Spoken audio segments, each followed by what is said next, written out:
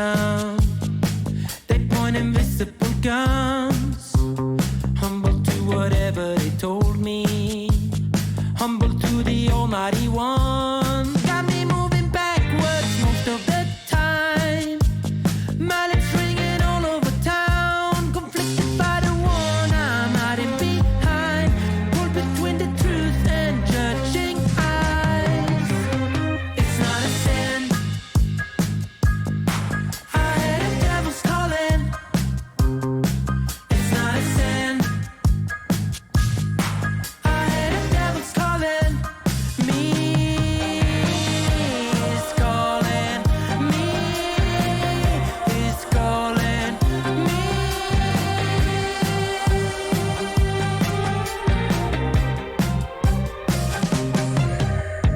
Why do I feel so alone in the back of the bar, sipping beer out of jar in a room full of people like me mean no harm? The ocean feels calm when it's only me and her around. Mallets over town, children crying, people dying, but my country told me put your head down, baby boy. Baby, put your head down, baby boy. It's not a sin. I heard the devil's calling. It's not a sin. I heard the devil's calling me. He's calling me. He's calling me.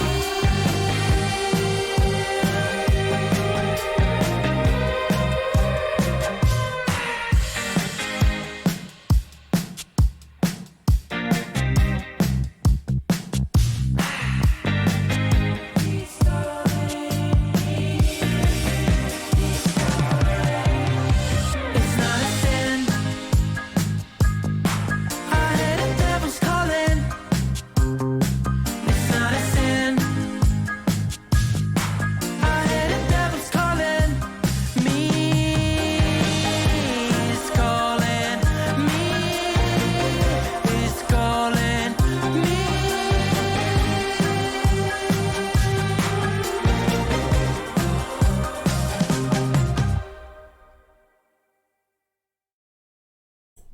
Wow. I don't know what to say after that one. Except for good morning, everyone. We're late. Welcome to the IRS. We're late. But that's all together to be expected. Hey, you want to know where that music came from?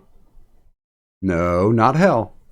It came from the lobby soundtrack on our very own Discord.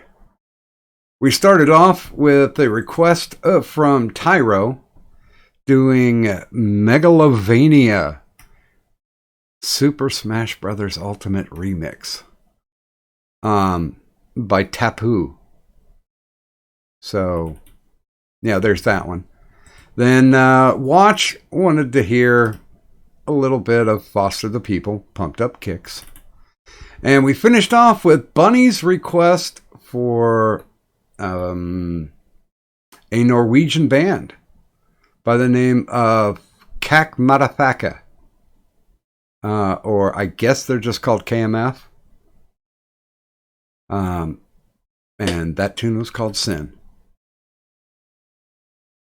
So there you go. Lobby soundtrack in action. Did you enjoy it? Good. I mean, I couldn't hear it. Oh, okay. Then you probably enjoyed it. More than likely, like I like a lot of the songs that the people who put submissions, I like what they put in. I mean, I know that's not really your thing. A lot of the songs aren't really your thing, and I can tell because your side commentary definitely lets it be known that it's not necessarily your thing. But like, I don't know. I've always had eclectic taste, though. I'm okay with, I'd say probably about 75% of it. There's some where it's just like, oh God, really? Okay, let's just play this and just get it over with. let's kick it out the door. Yeah. So, yeah. Ooh, wee. Now, okay. Now, here's a weird thing. When I drink a lot and I get pass out drunk, because I was pass out drunk last night. I don't even. It's not blackout because I know what I was doing, but I got to the point where it's like, you know what? I'm going to need to pass out and pass out soon. So I went ahead and hauled my ass to sleep. I'm like, we're not even doing any of the end stuff. I'm done. We're done. Thanks, guys, for showing up. Bye. I ended up doing 12 shots and like under 2 hours, somewhere around there. So I got hammered quick, and I was getting loopy, and I guess I should admit this now because I was really, really drunk, and I went into the bed, slam, and I hit the bed. And I woke up probably like 2 or 3 hours later, flipped over the side of the bed and said, man, I'm going to end up throwing up.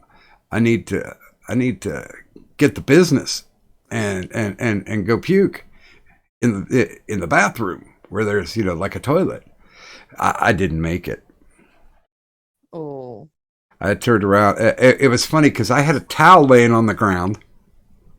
And apparently I just aimed for the towel and threw up all over the towel. But then again, I really hadn't eaten much. So it really wasn't like, there's a huge pile and, a fucking Waffle House menu down there or anything. So, yeah, I threw up. I woke up, and it's funny because I didn't smell anything, but I knew I had done it. It's registered.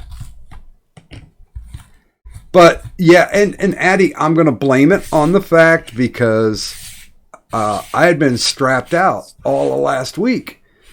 I'd been sick for like 5 fucking days straight, and it takes a while to get back into the eating, into the drinking habits. So I was drinking on a professional level last night when I should have been running at intermediate level, but I didn't do that. So I paid the price. And here's the even weirder thing. If I drink a lot, I don't have a hangover the next day, but the day after, I'm usually slower than molasses in winter.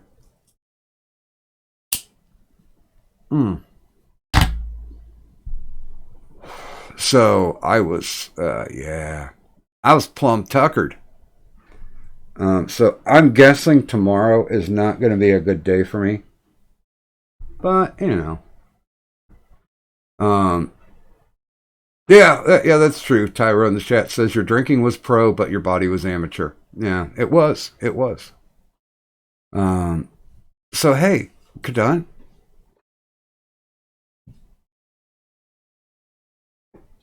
Yeah. Shall we do some good mornings? Oh, hey. Sure.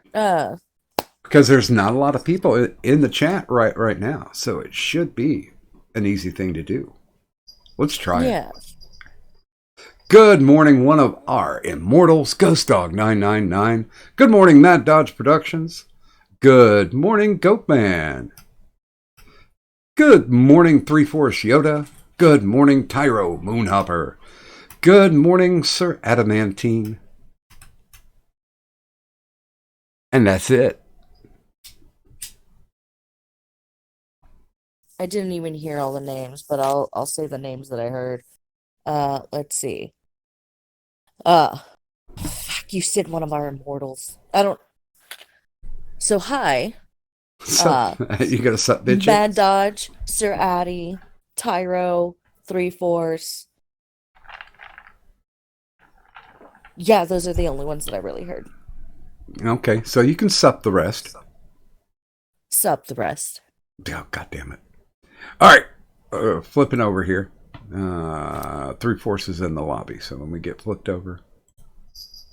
Oh, fine. You can join us, I guess, 3/4, if you'll actually, like, you know, talk Well, we'll bring. instead of just, because he just kind of does this whole kind of quiet thing.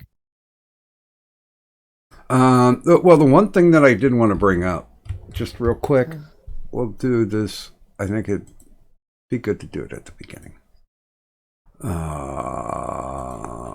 All the other kids with the pumped up kicks. Well, while you're figuring out what it was you wanted to bring up, Oh no, I did, but go ahead. no, I was gonna say, because I never got to say it earlier. Um, I was just gonna say, like, I actually have booze ready for a karaoke stream, like like Well, not. Mr. LM, the sweet thing, uh, got my PayPal and then sent me some PayPal, so I got myself food. I got eggs and butter and chicken and asparagus Did you get rice? and a few other things. I can't think of everything that I got because I was just like, I'm going on a shopping spree. And I'm like, I'm gonna do like one little treat yourself thing. Just a tiny little, I'm just gonna just do one thing because I'm not gonna fucking like, like fuck it. So I'm just gonna and I got myself like a cheap $3 bottle of wine. Oh, by the way, Tyro is now frothing to find out when we're going to be doing the karaoke stream. Good, because I liked it when he was able to join. There's a few people that as soon as we have like a set day, the day of, I plan on like messaging them and being like, we're doing a karaoke stream tonight. You get your happy fucking ass over to the chat. I don't care if you have work tomorrow morning. You're staying up just late enough to sing at least one song. And I actually have a song that I want every single one of us to sing, more or less a cappella, because of the fact that if we're gonna try and do it with my circle, Yeah. we all already know that it kind of sucks and it doesn't necessarily sync up and it's whatever. But my circle blows.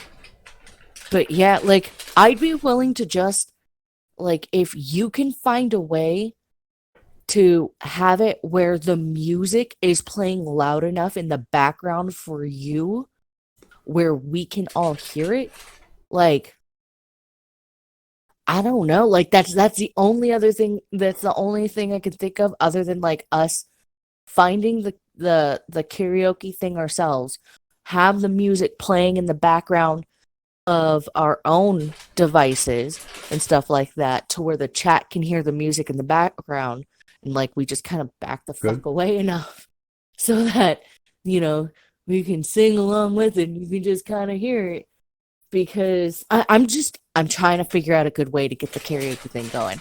And Tyro, you and Lo are definitely on my list of like, you guys, I want you guys there. By the way, this whole time on the screen, I do have the advertisement for the loot box. Oh, hey. So, did you want to talk about that? I sell lewds. The lewd box is literally just, you hit me up in DMs. You're like, yo, this is what I want. And I'll tell you whether or not, yeah, you can have it, or fuck off, why do you want to like see my cervix? or the yes, I'm reporting you now. Oh no, I don't report people for like sliding in my DMs and being like, yo, I want to give you money. Can I see like your lower intestine? Like, can I see what your colon looks like? And that, because like it's just like, okay, like if that's what you want to see, Well, I'm going Mm, to say this now. okay. If anybody gets in my DMs and is like, just, I wanna see what your, vaginal wall looks like. Guess what? You don't have to know it's me or it's not me. With every other picture that I already have a set list of pictures. In fact, one of which just so happens to be the one that is on the loot box advertisement. Um, but a random loot threesome. Oh my god, Tyro, that's perfect. But anyway, But fuck you. I'm not going back in and changing anything. no, that's fine. That's fine. If I can get my laptop to finish defragging, because it's been doing that for the past 3 hours, Yeah. which speaks volumes. But anyway, I digress. So if I have a set list of pictures, I can either make you roll dice or you get to choose 3 random numbers if you want any 3 random pictures. If you want something custom, it's up to you. If you want one of the random pictures, again, it is random choice, random option. I just have them a set number of them. So feel free.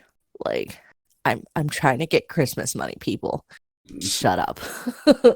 15 for a single random, 25 for a custom, and of course, for the for the threesome of random lewds, $30.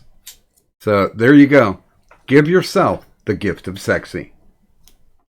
And I'll kick that. See, you got the advertising for it down better than I could. All I would like, the only real difference I would do is just be like, I do have some like complete nude shots in there, just so you know. It's Oh up to my. you to roll the dice. By the way, Mad Dodge dropped $1. Thank you, sir. And he said, "What up?" Nothing. We just doing our thing. We just doing our thing. By the way, I should mention that our stream boss and current Intergender champion of the world is Taco Stancia. He's starting his 4th day. And 4th stream day. 4th stream day, yes. It goes by shows. If you get 9 shows as the champ, you get to enter that cute little graphic up at the top for the Hall of the Immortals. And if, by some stretch of the imagination, beyond logic, beyond reasoning, you can actually make it to the 10th day, holding the belt, then you will become the GOAT, the greatest of all time. And with that said, I think we might enforce club karaoke rules, though. You remember last time we were like, oh yeah, you guys can make us sing a song, but once again, capitalized wrench, no state, you got to pay. And if there's a specific song you guys want us to sing, it's what, $5? I forget what it was. I'll be completely honest with you. I haven't looked at the club karaoke stuff in quite a while. You know what? I can, though. I can do that. I have the ability. I have the skill. I have the will. And I have the time, which is almost sad. But I forget where I put them. I am... Okay, I'm looking at the folders. And you got time to find them. No stress. No worries. Well, you'd think I would have this shit already. Is it in the OBS? I think that's where I found Me in the Towel. I honestly, I can't tell you, Doc. Like, I know you'll find it, though. That one will come back eventually. I promise. I'll have Although we have to get a shower singing version of you too. Of what? Of you as well. Well, shit. You know the one picture that Samaj had done for the Cadunt stream? Yeah. Well, you already more or less cropped that out. Yeah. I worked it. You could. I feel like there's gotta be a way to at least put a microphone over the hand that's reaching out.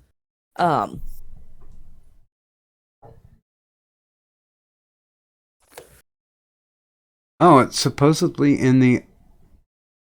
Is it in the IRS? Yeah, apparently it is in the IRS folder. Son of a bitch. Who'd have thunk? Not me. I don't think. I think I would have put avoid it. Why do you think I sell lewds? Oh, and by the way, I'll totally sell feet pictures at a discounted price if you guys want. Oh my. Not feet pictures. You have no idea. Like, I'm just trying to get a few bucks here and there for Christmas presents.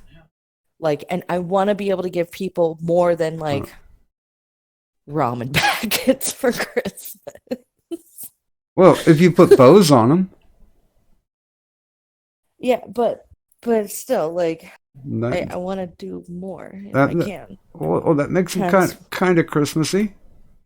Yeah, I mean, fuck, like, I've had people ask me for weird, unique pictures before. Mind you, I think it was it hardcore? Was it hardcore Stone Mexican guy? It was one of those two. It was one of them. But one of them was like, yo, I want you to write my name on your tits or on your ass or something. And I'm like, that's a custom picture. I'll do it, but you have to pay me. Like, go fuck yourself. Like, you gonna come at me like that? With a request like that? Come at me with that money. Because capitalist Cadunt is still in very full effect. Yeah, I think we'll be able to capitalize as well, because I know there's going to be people out there who really want us to do some incredibly stupid shit to sing, and you know what? I'll sing it. I mean, I used to sing for drinks when we did the when I did the KJ shit with my ex-codependent. I mean, we did that for fucking 10 years. And I'd walk in, you know, knowing I was going to get money at the end of the night. And we only got, like, usual price was like between 50 to $100. So it wasn't a lot. But then again, we're talking about, you know, the 90s. And usually we made our money in tempting DUIs, because people would be like, oh man, we really want to hear this song, and it's like, okay, well, just go ahead and put it in. No, we can't sing, but you can sing, so you go ahead and do it. And it's like, there's a toll. It's time for you to and one of the things that we love to get were flaming Dr. Peppers. Good God, those will get you drunk. RYNO,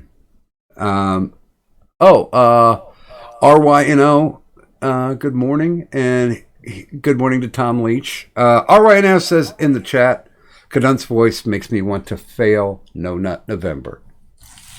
Oh, well, first off, hi Tom Leach, and hi RYNO. And RYNO. Just so you know, it's just save some trees. Go ahead. Nut. You have to be able to give life. To save lives. Really? And while you're at it, feel free to slide into my DMs and ask me about loot box prices. I'm just saying. And I will tell you this right now. I have no idea where all the shit is that I made for club karaoke. I know I do have one that's marked karaoke. Let's see. Oh no, that's just me in the DJ booth when I was just playing musics. I don't know where the. What do you want, Cat? Good God. Okay, lay down. Bang. Like our club karaoke rules are very simple. Like whoever's on with us, whoever's joining and singing along with us, for those in the chat who are just there to torture themselves by listening to, say, me screech. It's simple rules. It's the same as the rules of if you want me to say something specific to you, just drop in a dono and you say, I want, this person to sing this, Yeah. Well, anybody who gets on is under the actual obligation that if somebody wants to pay money to have them sing, they got to sing. Yeah. No, it's You a thing. Like if you're coming on and you're like, well, I'm just coming on to hang out. I'm not here to sing. No, you're in here. You have to sing, especially if somebody drops a dono. Yeah. Dem's the rules. Come with the expectation of crooning. Or just come. Oh. It's optional. That's an optional thing. All right. Get up, Cat. Hey, no, actually, I donated $1, right? My birthday was on the 2nd. I want happy birthday in the style of Marilyn Monroe. Go ahead, Conduct. For $1, you'll get happy. Damn, that's it? You throw $4 more, and it will be done. By the way, good morning, Mad Dodge. How you doing, Doc? What's going on, man? It's been a minute since we've talked. How you doing? I'm doing all right, except for that stupid shit you guys were talking about on Pinoid's stream tonight. Good God. I was almost starting to throw links. Because he was talking about how I won't buy a Honda because it's Japanese. And it's like, well, it's owned by a Japanese company, but there are like a dozen Honda plants in the United States, and we're responsible for like 70% of the parts that go into it.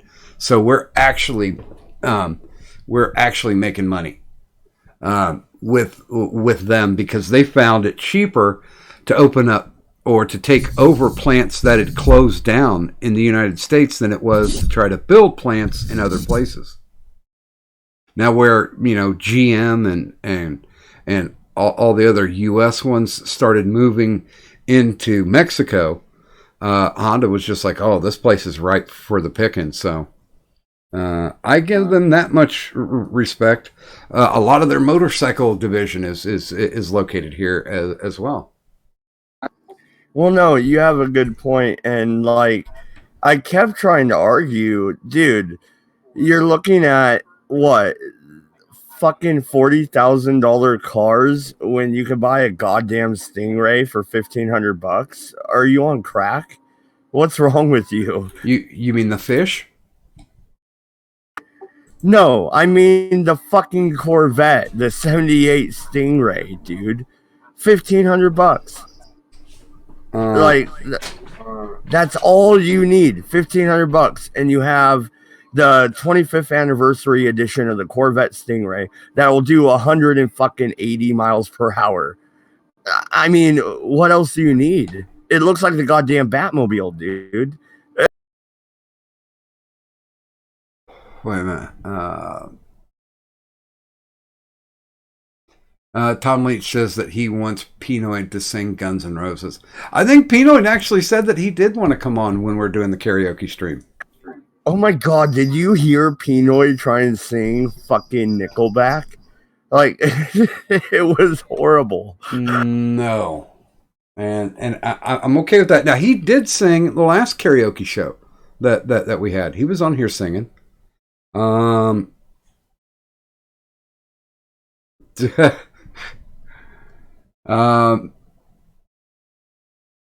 Okay, I'm getting distracted, Kadant. I'm getting distracted by the chat. They're bringing up other points of interest. I don't know if I'm almost certain I don't want to hear anybody do Beastie Boys. But I will say I am kind of saddened because I thought one of the highlights of our karaoke shows thus far was when we reformed the Backstreet Boys with Hey Man, Nice Shot, Water Jabbers, and myself. Oh yeah, Hey Man, Nice Shot is another one of the people that like I'm gonna demand show up because he's always so much fun, you know? And it's just like, you know, and he promised me. He said that like you just let me know when the next karaoke stream is and I'll be there. And like fucking A, right? You'll be here, you fucking bitch. Like you get up in here and you sing your happy little ass off. I mean, I'm still going to put the invite out to Numa if she wants to stop by, because there's no heat twixt us, but I'm pretty sure Water Jabbers would decline. Well, you know, and that's fine. People are allowed to decline if they want, but I'm just saying, like, you can go your own way. Yeah, I want people to. I want people to sing with us. Like my Asian self is just like super in need of the karaoke. There's nothing sadder than a sad Asian man singing karaoke. Well, no, and Doc, here's a question. Okay, so you have you know, you have people like Andy Worski, right? Where like it's just a fucking meltdown, it's a dumpster fire, and you just sit back and eat popcorn and watch it. Don't you think karaoke is kind of that way sometimes? Oh Christ! Well, good God, and good morning, Zell. And let's get. Wait a minute, are you pulling people in? Because I'm. I didn't pull shit in. No. Doc, I am keeping an eye on the Discord. Okay, cool. I'm trying to pretend like I'm yeah, I was going to say, I don't think I have the power to pull. Okay, because I'm not. And I'd also like to say good morning to Samaj and good morning. Welcome to the stream, Trippy. Good morning. Good morning. Good morning. Pretty soon it'll be a good night. But hey, meantime, good morning. Wait, Samaji, before you go to bed, you know exactly what I'm gonna ask. Okay, but you have to answer something else. Oh, actually, no. I'll make it a panel question. I want your dick hard. I want to know. Okay. If you guys had a pub or a bar, or you own some sort of a drinking establishment, what kind of place would you want it to be? Oh. One with rape. Super gay. I mean, I have my answer right now. Okay. Ooh, well, Samar, since you're asking the question, Doc, are you okay with him asking the order of those who answer? I certainly am, because we like Samaj. Okay. Well, I am curious to hear what Katan's answer is. Yeah, because technically she is the only one that actually truly matters when it comes down to it. And good morning, Tyro. Hey, hi, Tyro. Tyro. So, if any drinking establishment, correct? What kind of drinking establishment would it be? For me, karaoke bar. Nice. Easy answer. Easy. Oh, hello. You see my aisle. Are you gonna do the whole? Are you gonna do the whole silk kimono thing too? Well, am I gonna do the what? The whole silk kimono thing. By the way, Ghost Dog, thank you, sir. Drop 9 to say, sing happy birthday to Mad Dodge Kadon. and Doc, Sound of Silence by Disturbed. You know what? I will put that on. I will try and learn that, but I tell you what, the guy's voice that I respect the most in rock and roll right now is the lead singer for Disturbed, because you can hear it. I mean, I took like voice classes, and you can hear when he's flipping the switch. When it's like, okay, here's something nice, here's something soft, and then all of a sudden he just throws the grind into it and just tears the shit out of those lyrics. He's one of my favorites. I've seen him in concert too, and good God, man, their live show is just as good. So if you guys ever get the chance to go see Disturbed, go see them. They're good. They taste like chicken. Before I forget, and before we can get back to the panel question, I'm going to happy birthday to you. Happy birthday to you. You totally ruined it, you fucking prick. He was just starting a fap too. I could hear his zipper. I was trying to. Oh my. I know Kadun's imagining me with my shirt pulled up, Just press your my nipples tits against an invisible flopping glass. out on Mad Dog. No, just no. Yes. Please no. By the way, good morning to Eric Fulms in the chat. Hi, Eric. No, first you see Zell disappear, and then he drags out a piece of plexiglass so that when he pulls out his tits, he can smear them against the glass for you. And that's what the Dodge sees for his birthday. I'm Those sorry, like Kadun. I guy. just thought I was trying to be sexy in the moment. I was painting up pictures, though. I hate you. Wait. Here. Let me fix it for you real quick. Okay.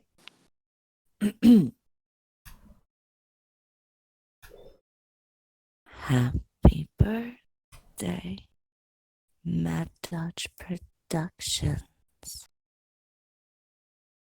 Happy birthday to you. And many more.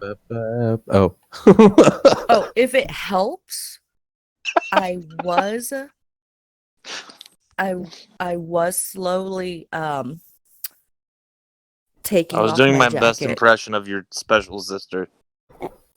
Oh God, damn it. I don't know that person, but that sounds funny. I don't know what that means. I don't want to know what that means. Okay, all right. To the panel question though, what type of bar would I go to? Dude, I like dive bars, man. No, Like, you know, you go in there, you buy like a $3 Goddamn hipsters, beer, fucking shit. and you hang out, fucking play fucking pool or shoot darts. You know what I mean? Sorry. The question is more or less if you had one, if you owned one. Yeah, if you opened your own bar.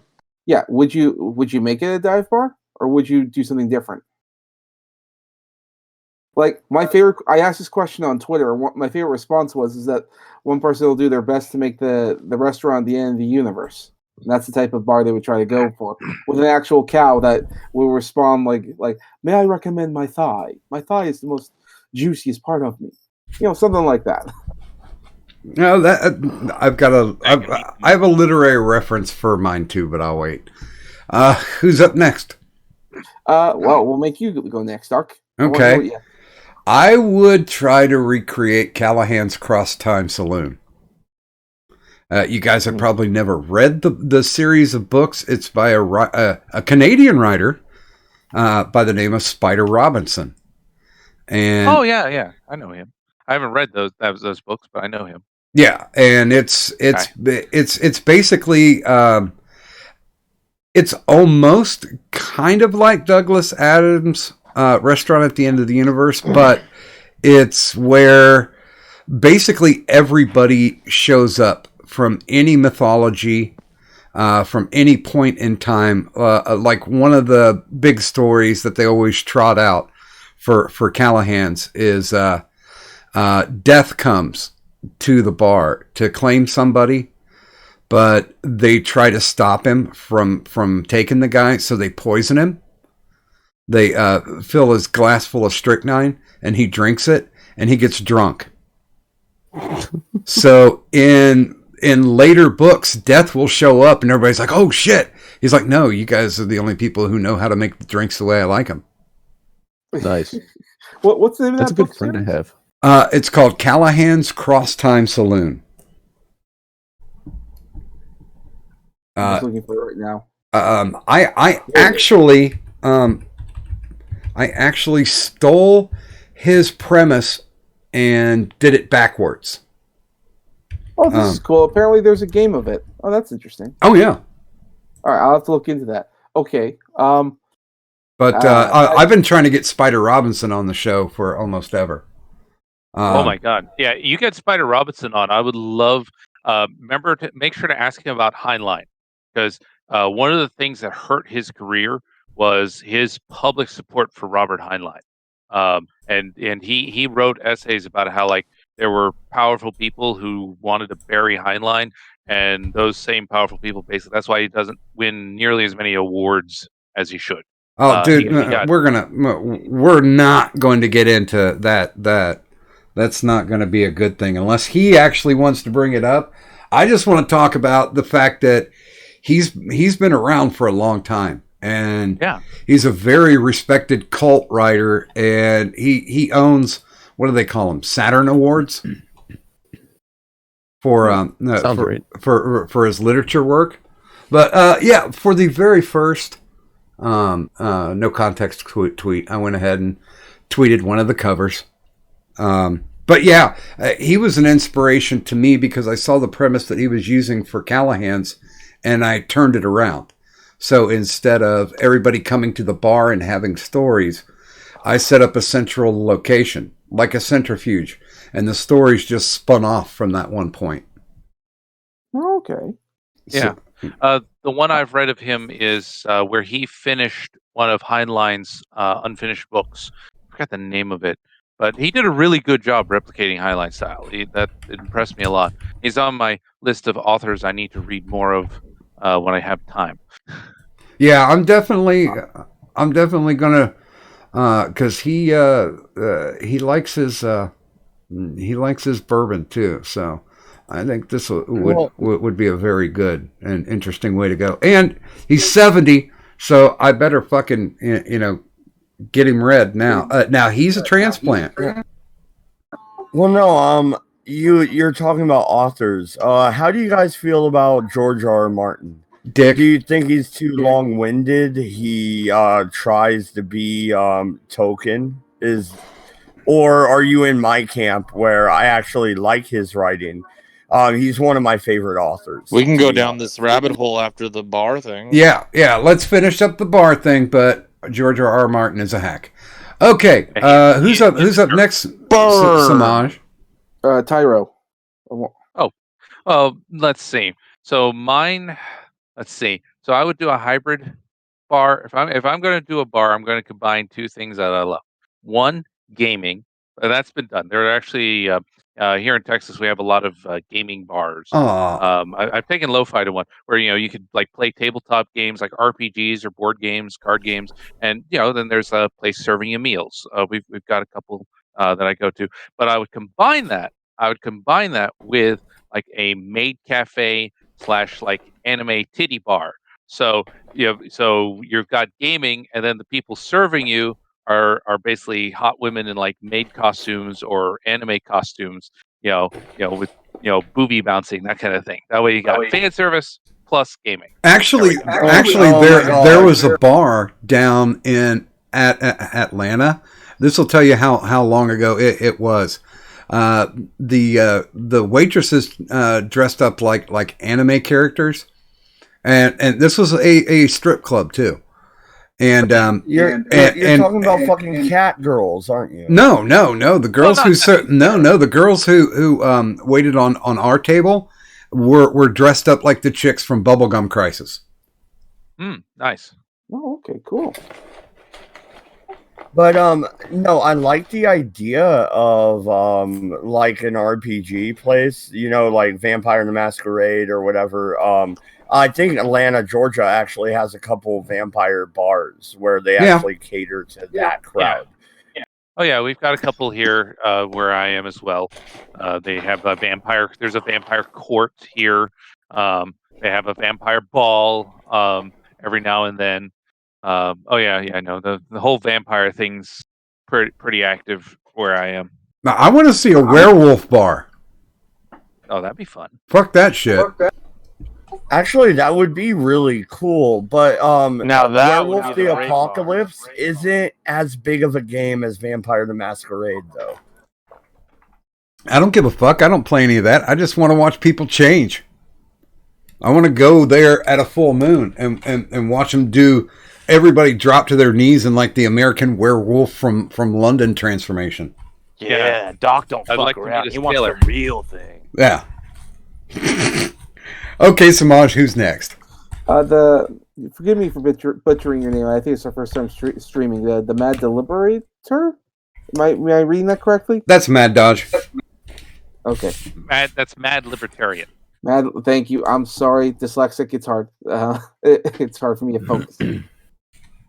Well, no, I had given you my answer already. I would pretty much have a dive bar, or, some pool tables, a dartboard, and it would be cheap beer and good times. That's the bar I would run. That's the bar that my grandfather ran. Like, I grew up hanging out, drinking root beer and eating peanuts in a bar. Do you have a red corner? Would the waitresses be have their tops on or off, or optional? Optional and short skirts. I'm a fan of short skirts. But if you slap their butt, I'm also a fan of that. Yeah. They may punch your lights out. They don't have to. If you tip well, they won't. But if you don't tip well, they'll punch your lights out. Then again, if you tip well, they just might do it anyway because that's what you want. Well, no, and what you want is you want your bartenders to be flirty, but you want them also to be able to stand up for themselves. So yeah, they would knock your ass out if you slapped their ass. Damn right they would. Okay. Who's coming in next? How about Zell? Oh shit! I forgot I'm part of this thing. Yes, you You're are. here too. You're here You forever. want me to come back to you? No. You know what? You guys have all seen Pulp Fiction, right? Mm-hmm. The Jack Rabbit Slims restaurant, but a bar version of that. There's one down in at Atlanta that has those cars that you can go into. I would like that, but I would focus it more on what the age of movies I grew up on. So like sort of a 90s era of the golden age of movies. Except like the Tim Burton Batmobile. Sure. Yeah, Ecto 1. Yeah, I know that's 80s, but still. 80s could work too, but how theirs was centered more Turtles. on 50s and 60s. This would be more 80s, 90s. I just wouldn't want to Well, it's not like dine. the 80s or 90s are old. Let's be fair here. I just 80s and 90s are still modern. I just wouldn't want to dine in Wayne's World Gremlin. In a Gremlins bar? Is that what you said? Well, Wayne's World, they drove a Gremlin. That's true. The Garthmobile was a Gremlin. Fuck yeah. AMC, yeah. I see a lo-fi in the waiting room. Is What? there? Is Mhm. there? But yeah, you can do Wayne's World, Kevin Smith movies, because I did, Jay and Silent Bob shit, and Good morning, Lo. then you can also have the more refined taste. Hey, it's my waifu who will soon be in the States. Oh yeah, to take a quick break. So Lo-Fi's coming stateside Sunday. What the fuck? She Very hasn't nice. told me any of this. Well, Yes, we've been kind of antisocial, so. Yeah. Are you Unfortunately, getting? she also lost her voice. Oh So- wow, she Are was you- not She was not lying. Lo, are you She getting is over an illness? Just nod once for yes and twice for no. Yeah, I am. It just sprang again yesterday when I went to bed. Lo-Fi, you don't have to be on here, lady. I'm here I'm to sorry tell you're sick. Tyler. I'm here to tell Tyler to go to bed because it's late and he's working. Yeah, that's true. I do. By the Get way, ahead. by the way, Lo, Kadant has decreed that there will be a karaoke night. Okay. And you have to come apparently. Well, she can't really sing. Because It's not tonight. Kadant, no, it's not tonight, but Kadant has decreed as such. And she has co-host powers, so she can make anything happen. Just don't push yourself too hard, Lo-Fi.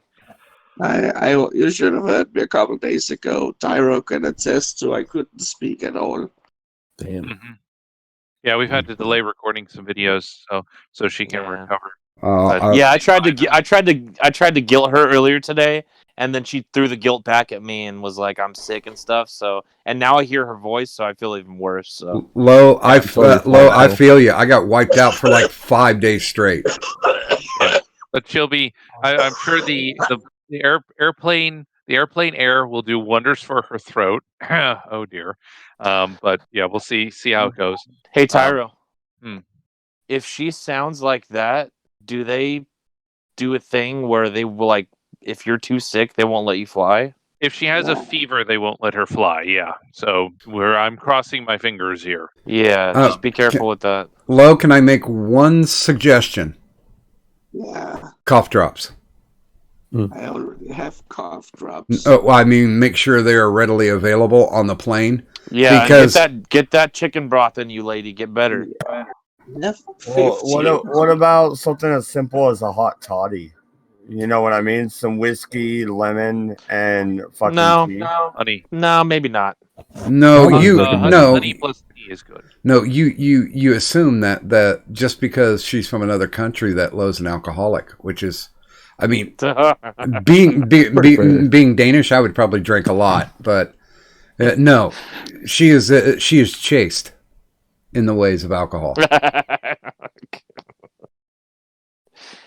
Yeah, just focus on getting better, lady, so you can get on that damn plane, dude. Because I don't know if they're gonna try to fuck with you. Yeah, because I have a ton of stuff waiting for her too. Because as you all know, Lowe's most highly anticipated movie of 2019 is coming out during her trip, Frozen 2. Like this is the big one that she's been waiting for. We all know she is a giant Frozen fan. Elsa is her favorite Disney princess. So I've stocked up on gifts for her.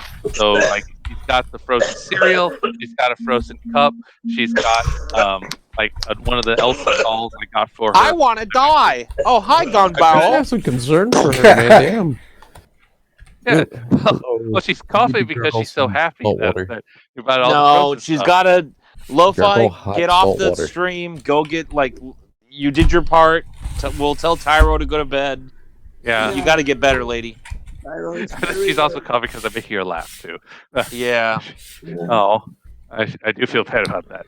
By the way, the other thing that I'll recommend that helped me get through my 5 days, I make a thing called a Jello cocktail.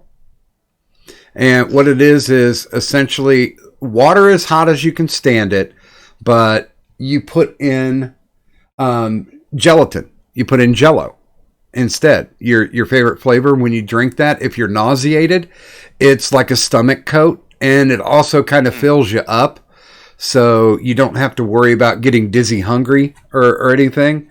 And it helps with the sinuses. I know it sounds weird, but it helps with the sinuses. It helps with keeping your tummy balanced, and it also helps keep you away from the sick shits. I don't know how it does it, but it does it. Well, the gelatin in it, gelatin. Let's see, it's a coagulant thing, so it basically goes into your bowels and gives body to it, essentially. So Has she left things yet? from being runny. No. She's being defiant. Yeah. So with and so for lo-fi, No. the big thing is I've got I'm going to take her to the Disney store before we go, and she's going to be getting all decked out. Like, she is so excited. We're going to be You getting her like a spoiled little shirt, bitch. pants, a jacket. We're gonna get her maybe even a wig because they have. It's funny. I just saw it. They have this Hey hat. Tyro, You this can is all buy a cute and hat. everything, but can you hear your girlfriend dying over the stream? Because I can. He just got Oh, louder. It's okay. He heard her. Yeah, I know. I know. I just found it funny that he's like, "I'm gonna take her to the Disney store," and she's like, I think she's doing it on purpose to make me stop. It's just phlegm and fucking. Although I don't care about the description, I will require a picture once she's decked out in all a frozen very gear. cute their picture. Yes, pictures it'd will make be me taken. smile. Pictures will be taken. I assure you. Oh yes, and she'll be doing a special unboxing video of some of the stuff too. Hey, hey, Lo-Fi. Hey, Yeah. I was just wondering, do you think you can answer a question before you head off to bed? Oh God, Savon. That's It's the just- question. It's just a panel question. If you could have a bar or a pub, what kind of pub would you like to have? If I could have a He's really You're asking killing her to yourself. talk more. Yeah. I Hello? can't hear anything because Sarah's laughing. Mute yourself there as well. I can't mute myself. I'll be quiet. All right. If you could have a bar or a pub or something like that, and you can stylize it any way you want, what kind of a bar or pub would you want to have? That's a good question. That's a great answer. You should stick with it. Thank you. Yeah. Yeah, don't need to answer. You can always just go to bed. Answer I on want- Twitter. I want one of those bars. Well, it's not a very busy bar, not a very big bar. Japanese theme, so you have to sit on the floor Okay. because they don't like when people are comfortable. Yeah, so There you a go. Japanese themed bar, not very big, just so I have the same regular customers. On occasion, I get these young people, but they hate it because they have to sit on the floor. But And but will you serve fugu? yeah, only badly cut fugu. There you go. Nice. So fugu and some sake, maybe. By the way, good morning to Full Metal Pickle in the chat, and good morning to Magog, who says, shotgun some NyQuil into your butthole. That'll just make you sleep. I'm pretty sure. Well, I don't like any of your advices. Lo-Fi, please don't listen to them and just do so chicken low. broth. Do you want me to give you a NyQuil enema? Do you Yeah, think that'll help? That might No. kill her. Okay, now, Tyro, that's something I don't want pictures of. Yes, I would not take photos of that. Thank you. Also, this lo-fi, when I'm sick, if I got a sore throat, I always gargle hot salt water, like warm salt water, hot, whatever. It helps your throat out. It really helps to clear out a lot of mucus too. Yeah, salt water does kill bacteria. I like honey. Honey is a very nice That too. Yeah. antibacterial. Actually, I use hydrogen peroxide. Oh, that's good too. But She's you not you gonna gotta do be any of careful with this. it, Just because a you don't gargle. want to swallow. Like salt Mhm. water and honey, you can swallow that, but hydrogen peroxide, yeah. No, can't. you don't swallow hydrogen peroxide. No, you don't shouldn't want to swallow salt that. water either, but just as long as it's not alive. Okay, good night, Lo-Fi. Good night. All right. Lo-fi, good Night, night. Michael. I'm gonna go to bed as well. All right. Yeah, Good night, Tyro. Don't worry. I We gotta will. shill before I go. Lo, we will have him I'm shell before he goes. I'm gonna stay on until Tyro has gone to bed. Oh, okay. All right. So let me finish shelling here. So everyone, come check out Animoon Ogatari. It's the new show that Lo and I have been working on since Moonafest has kind of gone on indefinite hiatus because of my work and all. But Animoon, Is it still on the Moonifest channel though? Yes, we posted to the Moonifest Destiny channel. It's called Animoon Ogatari. We've got two forms of it. One, we're watching a anime episode by episode and doing commentary on it. Right now, we're doing Ascendance of a Bookworm. It's the best new anime for fall 2019. Ascendance of a Bookworm. It's great. It's really awesome.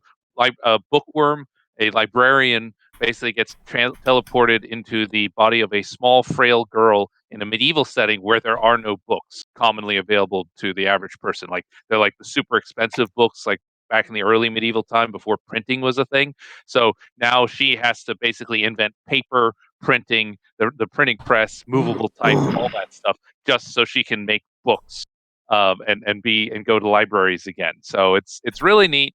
She's not a Mary Sue. It's very much the opposite of a typical isekai power fantasy because she's got some serious barriers and obstacles in a way, and it's great. So we're doing episode by episode on that. We're a little behind because again, Lo got sick, but that's okay. Once she recovers, we'll bang out more episodes. And the other one is we also have like just general talk about anime and stuff. So if you like to hear about anime, go listen to that. I know that's Addie's favorite topic is when we talk about anime. I know Doc loves anime to death. And hey, Tyro, He does. Yes. when Lo-Fi comes to visit, then you can get a little behind. Say that again. You cut out there. Oh, God damn it! It was a good joke. I said when Lo-Fi comes to visit, then you can get a little behind. Ah, indeed. Oh yes, that will definitely be happening. Oh yes, I've got my bag of toys is Go to bed, is awake. Taro. Go to bed. Yeah, I know. So I need you to can go to bed and All get better. right. Talk to y'all later. And Taro. Thanks for stopping by, Send Tyro. Mrs. Chirp. All right. He's gone. You can go to bed now, Lo-Fi. Okay. Good I night. might. Thank you for Did you stopping forget by. you're on a Lo. computer, Lo-Fi? Well, She's like, where am I? Okay. Yeah, she wasn't feeling too good. 3-4 Yoda, you still there? I know you're in the chat. I don't know if he knows how to fix the mute thing. There he is. I'm here. Okay. Wow, did we just like stop you from a suicide attempt? Are you He's okay? just being quiet. He's got fam to worry about. How you I've feeling? got fame to worry about. Fam, not fame. Oh, Fam, family. People in the Oh. house. Yeah, what kind of bar would you Yeah. want to own? You want to be a rebel? The swingers version of the Star Wars game. There you go. Oh, that'd work. And Trippy? And Just Trippy, get up you're last. behind Princess Leia and grab her I by had the an answer bagels. earlier. Hold on, like, I really did have an answer earlier too. You know what? Fuck it. Just how about the cafe from the Back to the Future 2? Just turn it into a bar. Why I not? can go for that. Well, that You was know pretty that- much a bar. That was a right? Wasn't that like a malt shop? That's what they call it, Yeah. right? Well, you could serve 80 proof Pepsi. There you go. If you can get that kind of Pepsi, yeah, I'd totally drink it. Or some cocaine Coke with cocaine. And Yeah. Just Yeah. just Coke. just Yeah, cocaine. okay. Yeah, but for that you'd have to go back in time. Well, you go to the future till maybe it's legal in the future. Like maybe they have medical crack. We don't know. There you go. All right. Well, now that everyone's answered the question, I'm off to bed. So, talk to The y'all medical- later. Yeah, All right, good night. Samaj, is there anything that you would like to shill before you go? Cyberfrog line art comics are still available on Indiegogo. Get them while you can. right. By the way, are you gonna drop by the karaoke show? That's in the States, so probably not. Also, I hate karaoke, so probably not. Duh. But what if Cadunt requested that you show? I can't afford the plane ticket, so To the I don't think stream? I'd be able to. No, it's a stream. Oh, well then definitely no, because I don't do karaoke. But you could. Not well.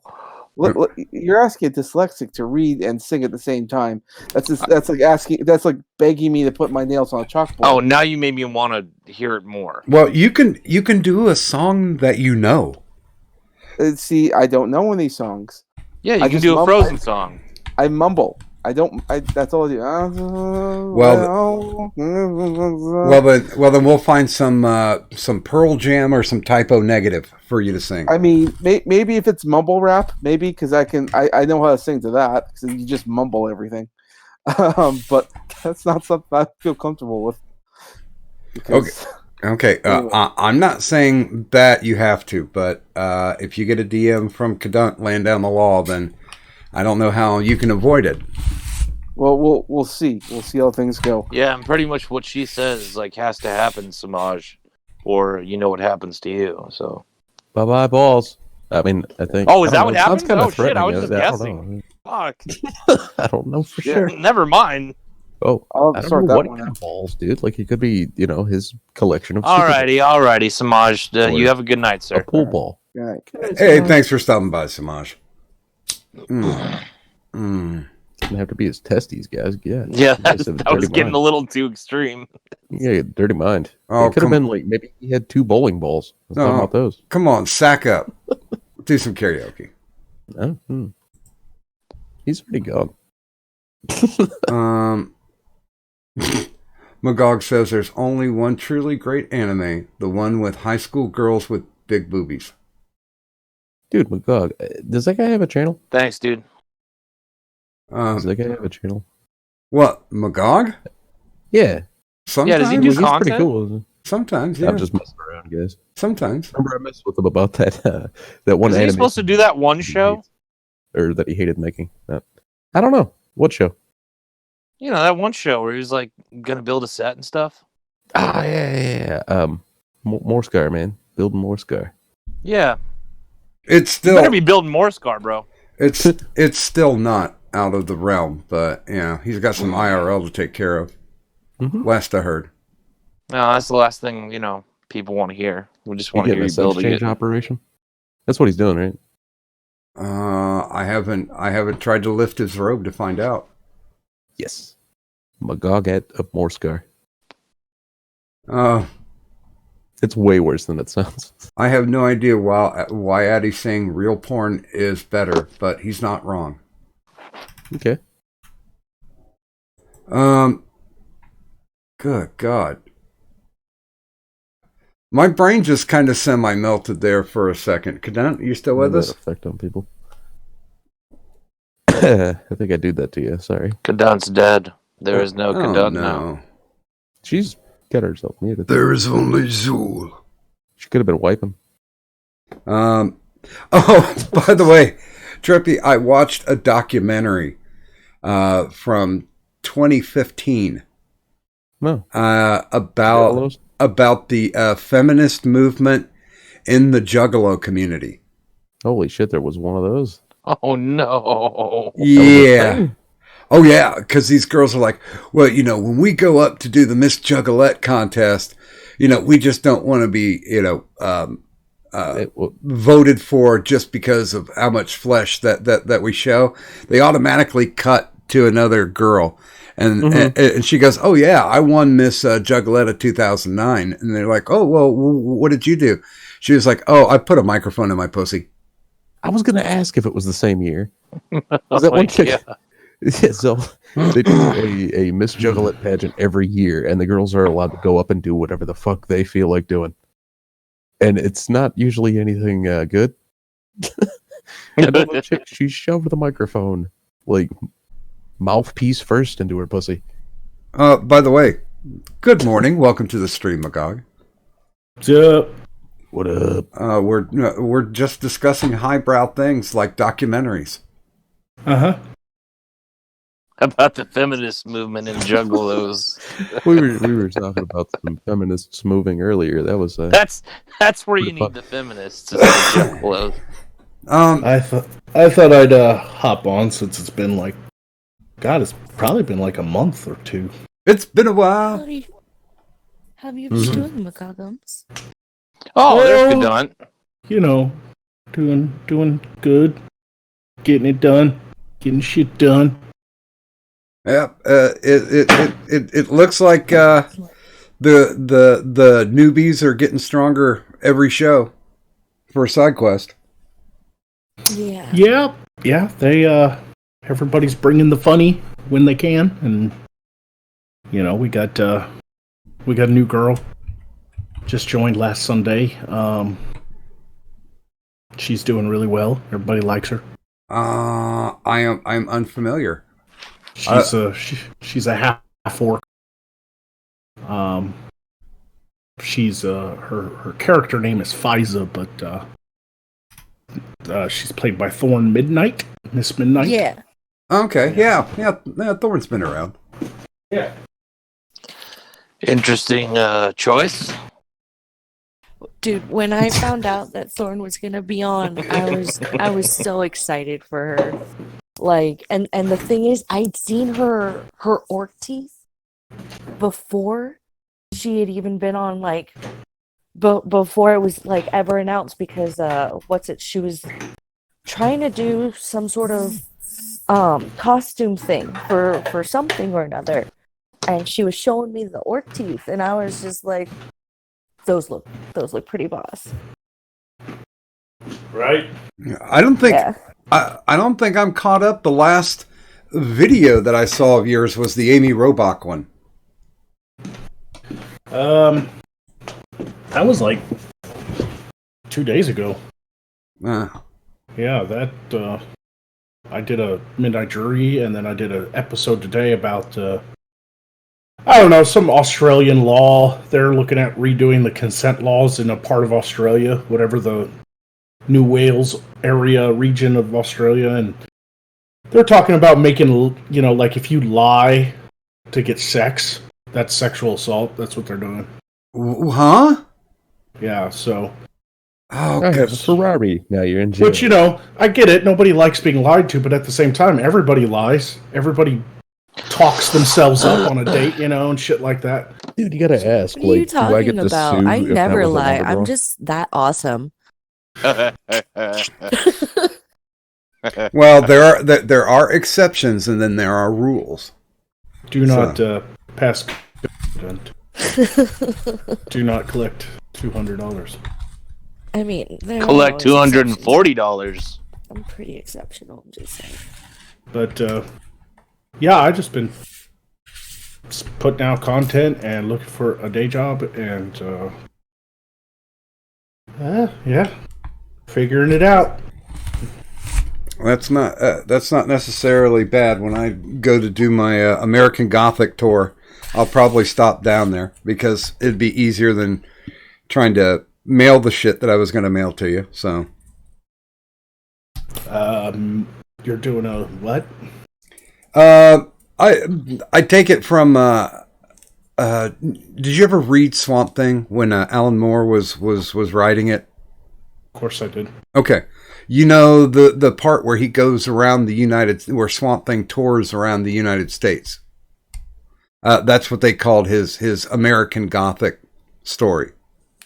Yeah, they did the same thing with John Constantine. Mm-hmm. He did a whole tour of America and ended up on all kinds of zany, fucked up adventures. Yeah, they do that a lot with a lot of. That was a very popular thing to do with comic book characters. They did it with Logan too, didn't they? Yes. Or Wolverine, where he just kind of left the X-Men and went on a long, search, kind of a soul search. Sex tourism track. Yeah. Little sex tourism. Yeah. I remember Punisher War Journal was like that too, where he just was like all over America, just fucking criminals up. I think I got like 2 of the war journals. I think. Like, I don't know. But yeah, that's beside the point. Once, because I don't know how much I'm getting from the inheritance. We don't know. There's a lot to pay off my mom and dad's estate.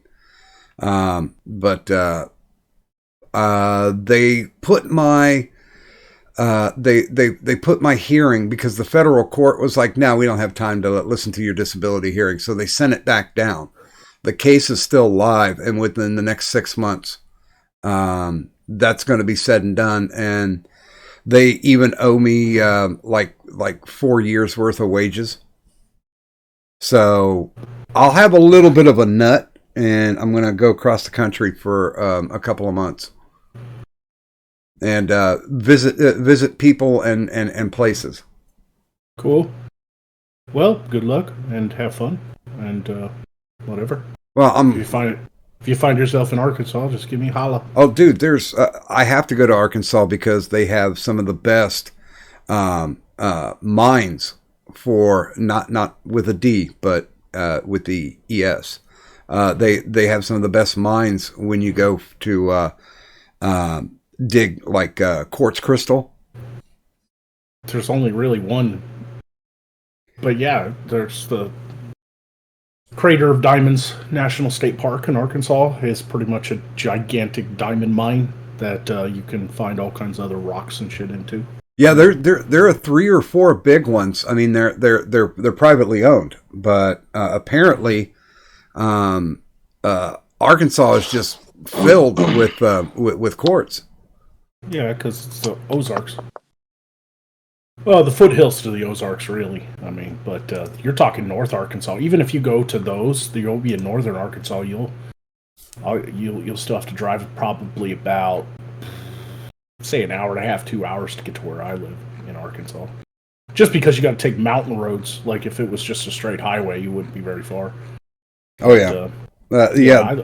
I live in Central Arkansas and not far from Little Rock. I'm like 40 minutes out of Little Rock, and there's not a lot of mines in the Central Arkansas area.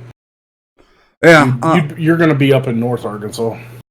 Yeah. Oh, I'm going to be all over the place. I've got I got a buddy who was on the what was it called? It was I think it was on the National Geographic Channel, Prospectors. And he was one of the background guys who worked for one of the people that they followed, and he's going to take me up hiking in on the Colorado mountain range. Nice. I hope I die there, because I'll probably climb all the way up and be like, oh man, that's just too much effort to get back down. So I'll try to roll down, and I'll probably end up killing myself accidentally. There's no real way to roll down the Rockies. They're called the Rockies for a reason.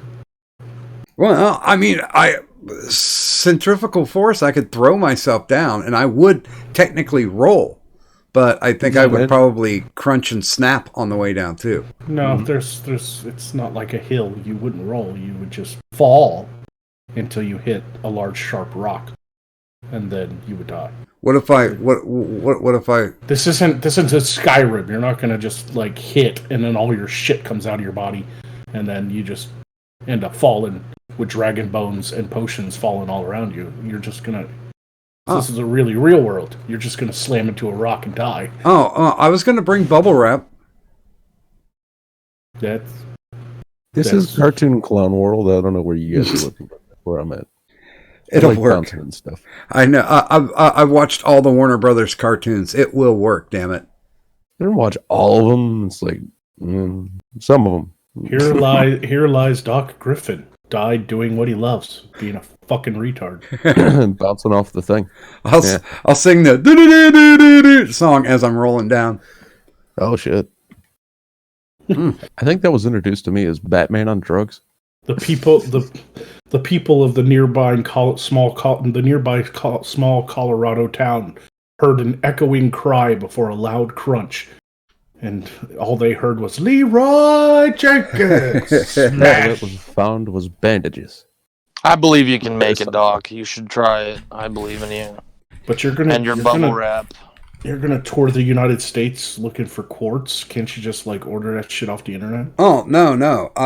I wanna be part of it, like the dig up in Colorado is usually aquamarines, smoky quartz. I got a buddy in North Carolina, and there are emerald mines there. There's also there's also a friend of mine who lives in California that there's large deposits of amethyst there too. There's also in California, I don't know if you know this, it's fairly common occurrence. It's actually very common, but a lot of people don't know. But there's large deposits of fire in California. I heard there's large deposits of marijuana too. Yeah. Just massive amounts of fire. We should mix it with the marijuana and get the whole world high. And bubonic plague. Is California just hell now? Like, is that what? Wait, it's California. It's just the first level of Dante's Inferno. I thought they got. Oh, that's right, because of how the city streets are filled with hobos and indigents. Garbage. Yeah. And poop. And Like, Literal fucking poop? Not there. and literal poop that like medieval plagues have come back to the world for the first time. Like it's like it's like, have you guys ever seen like Escape from LA? Like that's what it looks like. Oh no, we don't have that bad of CGI out here. Yes, you Then do. why are you going there? I watched the last DC movie. Yes, you do. Yeah, I love that. I love the cameos in that movie. Like I love that Bruce Campbell was like the surgeon. Oh yeah, In, He was the Escape from Surgeon LA? General. Yeah, in Escape from LA, he was the Yeah, Surgeon that General of LA.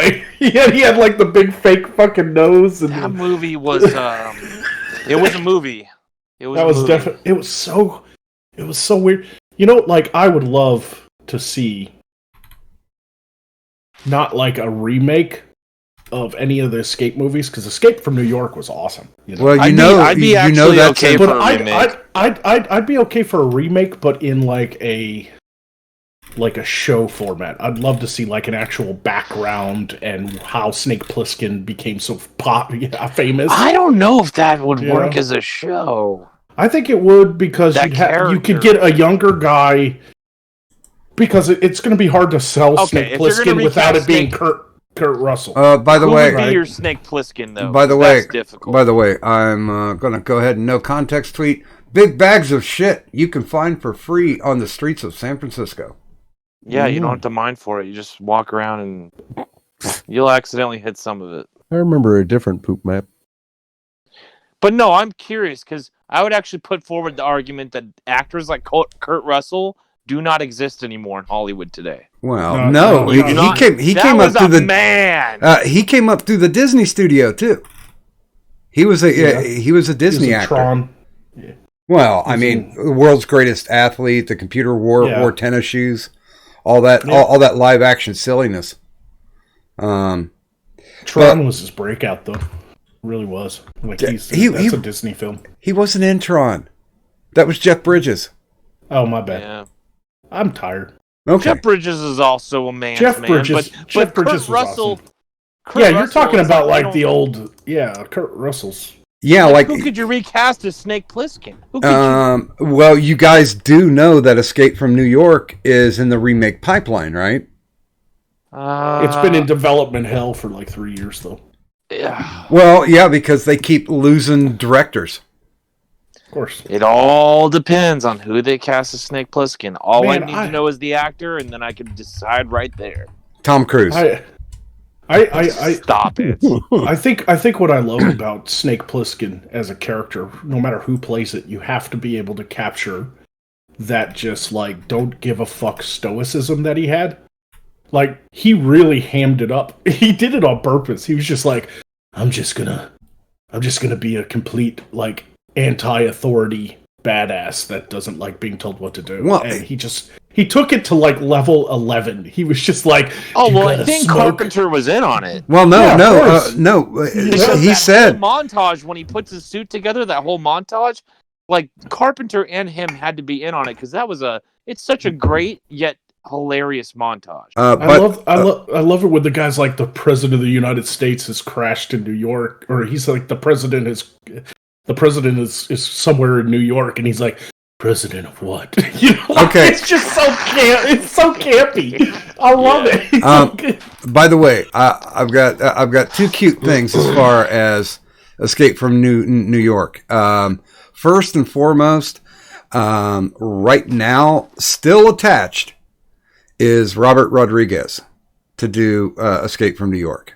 Rodriguez might Not the worst direct. Like he could No. fuck it up or make it great. So that still doesn't. depends. What do we get? Do we get the old school guerrilla filmmaker Rodriguez, or do we get the bought into the Hollywood dream Rodriguez? Yeah, are we getting Once Upon a Time in Mexico or Desperado? Right, right. Which Rodriguez are we getting? Because if Are we get getting Desperado Rodriguez, I have wanted Desperado Rodriguez since Desperado. I don't know. He did good. He did good on Alita Battle Angel. Yeah, That are was we? okay. It was Are we okay. getting Dusk Till Dawn Desperado Rodriguez or Spy Kids Rodriguez? Like, which one are we getting? Oh, as long as we're not getting Lava Girl and Shark Boy. Shark Boy and Lava Girl. Shark Boy and Lava That Girl. was pretty much the Spy Kids Rodriguez, though. That's the same. It's the same shit. It's for kids, so I can't judge it that harshly. It's campy, but it's for kids, so you know. Okay, it's got to be the actor. Okay, That's what makes him. here's the second good story that I have. When Carpenter said that they're giving me money to do Escape from New York, he's like, okay, I'm going to do Escape from L.A. And he called Kurt Russell, said, do you want to do it? Kurt Russell's like, oh, hell yeah, it's one of my favorite characters because he based it on Clint Eastwood, the man with no name, spaghetti westerns. Nice. Yeah, of course. And he really hammed it up. And he's like, well, there's only one problem that we have. And Russell's like, what? He's like, we have some photo stills from Escape from New York, but we don't have anything like the costuming. We don't have anything like that. So we're just going to be kind of flying by the seat of our pants. And he's like, well, Russell's like, well, I'll come out and meet you because both of them live in Cali. So they came out and had lunch, and he showed up in the Snake Plissken costume because when the filming was over, he took it home with him. Yeah. And he could it's actually not much of a costume though. It's like black shirt, cargo pants, eye patch. Well, no, it was all black. It's all black, isn't it? I thought it was like black pants. In Escape from New York, he has like a brown leather jacket. In Escape from LA, he traded the jacket for a long black trench coat. But yeah, for the most part, it's all black. Other than that, it's just a black tank top and some black like cargo pants with pockets, some boots. No, it was a weird camouflage thing. Yeah, in the first movie, but it was basically black. I mean, it was black and gray. It was like camo. It was urban camo. Pants. Well, yeah, like a black shirt and a brown fucking jacket. It was. You could buy that shit at Walmart. It's not. What I'm saying is, it's not like taking the Deadpool costume home. You know, it's not. Or the Batman costume. It's not really a costume. It's a fucking eye patch and some military gear. Like that's all it is. Well, only thing I can find is. The only thing I can find is the McFarlane toy for it. But yeah, he had everything. He had the entire costume. And I will no context. But the problem is like recapturing the campiness of the 80s without it being stupid. Like the campiness of the 80s was in the early 90s was good because of its campiness, and a lot of it didn't make sense, but they took it so seriously. And now when they try to recapture nostalgia, they fuck it up because they're trying too hard to make it campy. Where back then they tried really hard to make it cool and it ended up being campy. There's a difference. And so like take for instance Escape from New York as well as Escape. I don't remember Escape from LA. I don't think it was in LA, but in New York, they were like, how do we make these like futuristic looking? Like, can we make this futuristic looking? Let's have him have like a giant long barrel 45, like Colt 45, and put a scope on it. Who puts a scope on a giant revolver? You're not going to hit anything that far away. You're not going to hit anything that far away. Stallone one-upped that, sir. He put a giant scope on a little MP5. No, it wasn't even that. It was like a little HK or some shit. Yeah. Giant had scope on a sub. But they were like, it makes it look cool, and it's like there's no point in actually. Anybody who knows guns knows that there's no point in putting a scope on a pistol. Like it doesn't shoot that far in the first fucking place. Well, and they had the benefit of the fact that when they shot Escape from New York, they shot it in St. Louis. Not only was it cheap to shoot there, but they had just like had riots where they burned down like 10 city blocks. Yeah, so, they just used a lot of, So they just came in afterwards. It's like, oh, this shit's already fucked up. Thanks for destroying the city so we could film our crap movie. That's great. I love the end of Escape from LA when, like the guy's talking to him and he's like, you gotta smoke. And he's like, he's like, America is a no smoking country. No red meat, no You know, like all this and that, and it's a hologram, right? And when he turns the world off, you know, and it blacks out the whole world, he finds a pack of cigarettes at his feet. Which were, and it's like, where'd the cigarettes come from? I thought it was a no-smoking country. Like, and he just finds a perfect pack of cigarettes in the woods. and wasn't it wasn't it called like American Freedom or something like that? The cigarettes. Yeah, they were like a. Wait a minute. Oh, American Spirit. No, that's a real cigarette. No, I will no context tweet it because American Spirit was not. Is that what they used? Maybe they got money from that. It was not around at the time when it wasn't invented at the time. Yeah. Okay. So they should have got some money off of the. They definitely. It didn't even look. It didn't really look like a. It didn't really look like a American Spirit pack of cigarettes, though. No. I went ahead and no context tweeted a picture of it. Yeah, it's certainly. It's like a red. It's like a red pack. The cigarette itself was black, if I remember right. Well, it's like the production people were like, "Oh fuck, we got to come up with a pack of cigarettes. All right, give me 5 minutes." Yeah, they threw it. They like hand wrote it with like a Sharpie. But yeah, there's just a level of campiness when it comes to those types of movies, and that's what people miss about it. That's the nostalgia of it, and maybe not so much with L.A. L.A. was a bomb, but New York was like a little cult classic gem. Well, you know? L.A. was a great example of because in Escape from New York, they rode that line, and it was they wrote it perfectly all the way through, pretty much, and then Escape from L.A. He kind of missed the line. He kind of went overboard. Yeah, and it just you said, you have to balance it. Yeah, you have to make a movie feel like the campiness was organic and that you're not forcing it down their throats. Well, right. And in LA they come flying in on hand gliders shooting everybody. It's like they could just get shot. Hand gliders are fucking slow. Like, people would just shoot them. There's like a whole bunch of dudes and they're missing everybody. They come flying it. Like, it can't go beyond the realm of like a suspension of disbelief. Okay, well, just actual belief. Well, did you know that in World War II they had a hang glider division called the 123rd Rakasans? Yeah. Did they all die? It was a 90% casualty rate. Not only, yeah.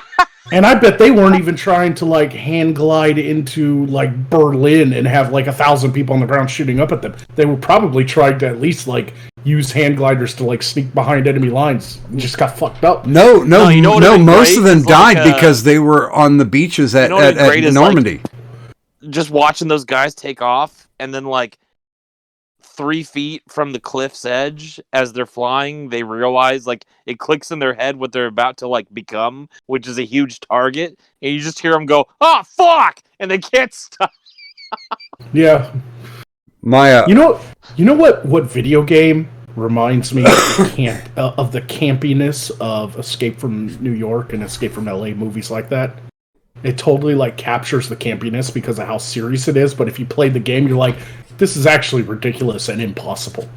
It's a video game series called Just Cause. I have not heard of it. You have like a sling on your arm, and you parachute around, and you have like a gliding suit, and you can basically, it's an open world game, so you can like you can slingshot this thing into any surface and get pulled towards it, and it's just kind of ridiculous and campy, but it's so fun.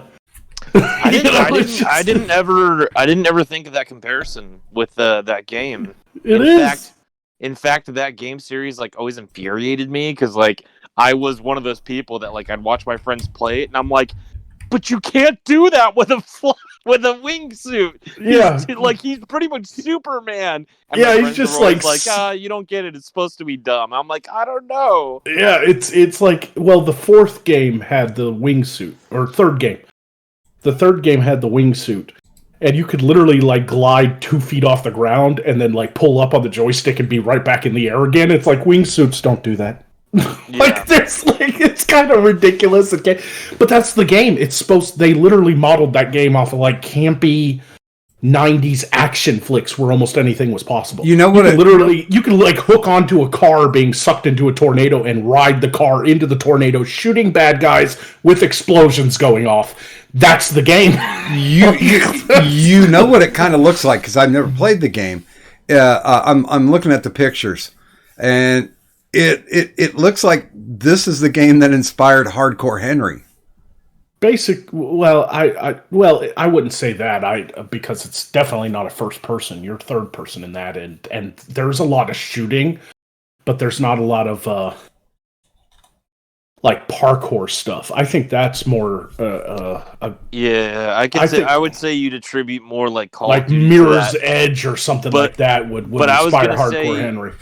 Yeah, but I was gonna say, technically, and if you're a Snake Plissken fan, it'll be obvious to you, but technically, if we don't ever get an Escape from New York video game, we kind of already have a huge homage to it in a big video game series.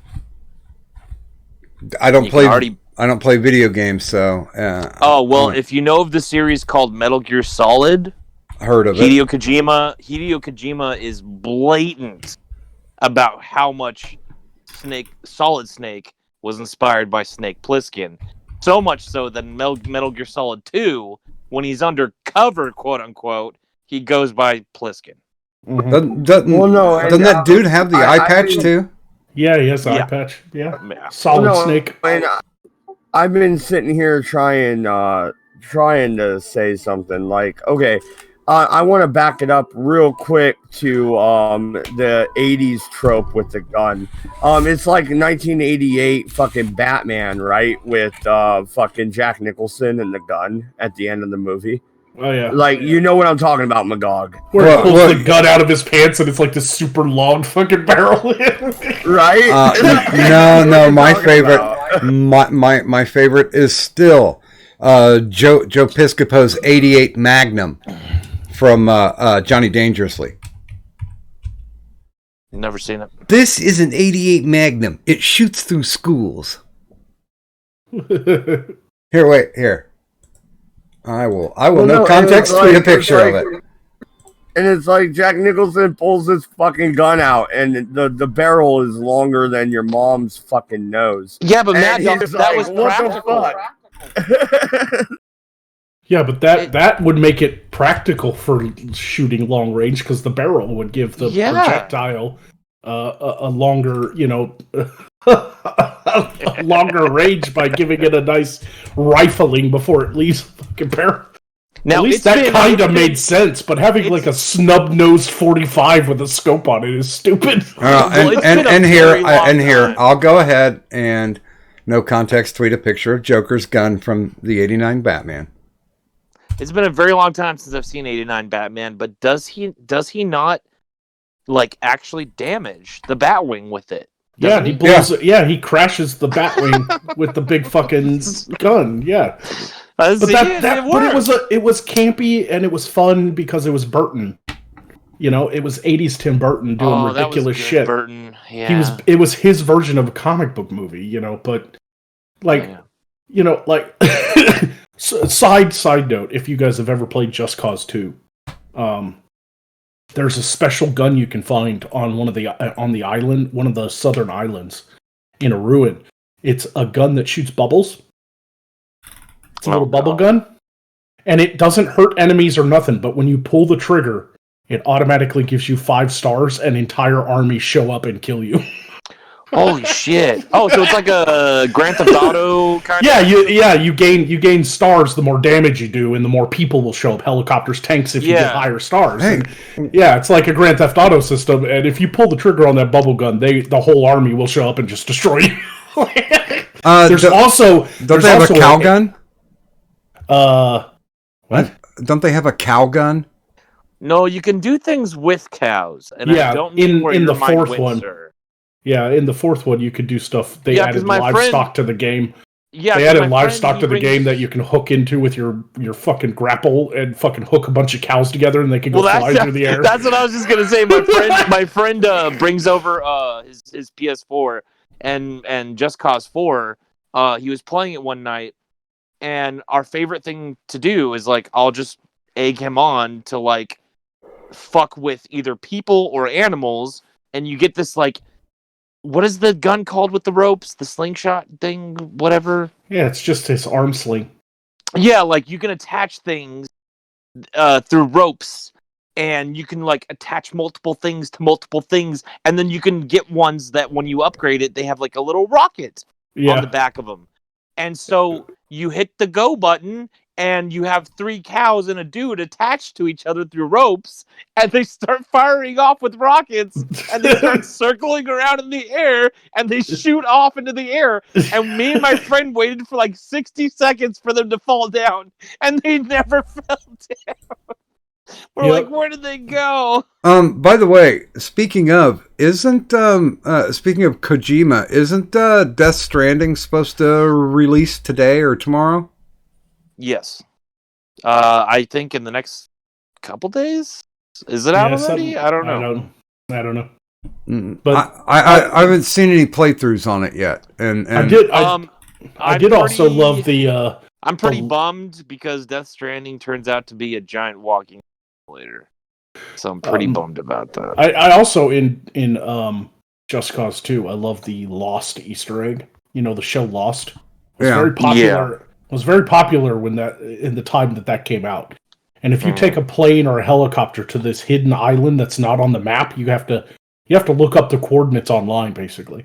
But when you fly towards it, a lightning machine knocks you out of the sky.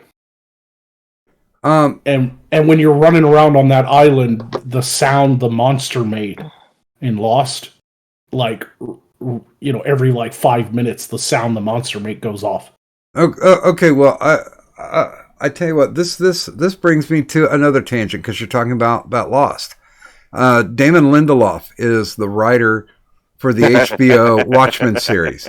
Have you guys watched any of it yet? I don't have HBO, but I have watched a review of the first episode, and I definitely do not like what they're doing, so I'll probably never watch it based on what I saw. Did you check out ER's review? No, I watched the Critical Drinker. Yeah, that one was a good one too. Good one too. PSA Sitch has been doing them too. And those are really popular type stuff that I'd like to start branching out with Magog and doing new things, and I'd like to do movie reviews and things like that. I watch a lot of movie and TV show reviews. I like that kind of format. Yeah. I'd be excited if you fucking did that shit. That'd be fucking great. Do some commentary or some shit. Well, you know, nobody does it better than Red Letter Media, but still, fuck yeah. You know, I wish that movie review show would have worked out. That we only did like one episode of. By the way, those of you in the chat, here is a link to a place where you can go if you don't have HBO to watch the first 3 episodes of. I've been wanting to like torture myself by sitting through the new Batwoman and then review. Oh, dude, I watched the first 3 episodes and I'm like, oh, this is bad, and it's just going to get worse. I hear it's such garbage that the only way I could get through it is I'm sure you guys are aware of EFAP, what Mahler puts on. No. Look up Mahler or EFAP. Every frame of pause is what it stands for, and they meticulously go through movies and TV shows. But they do.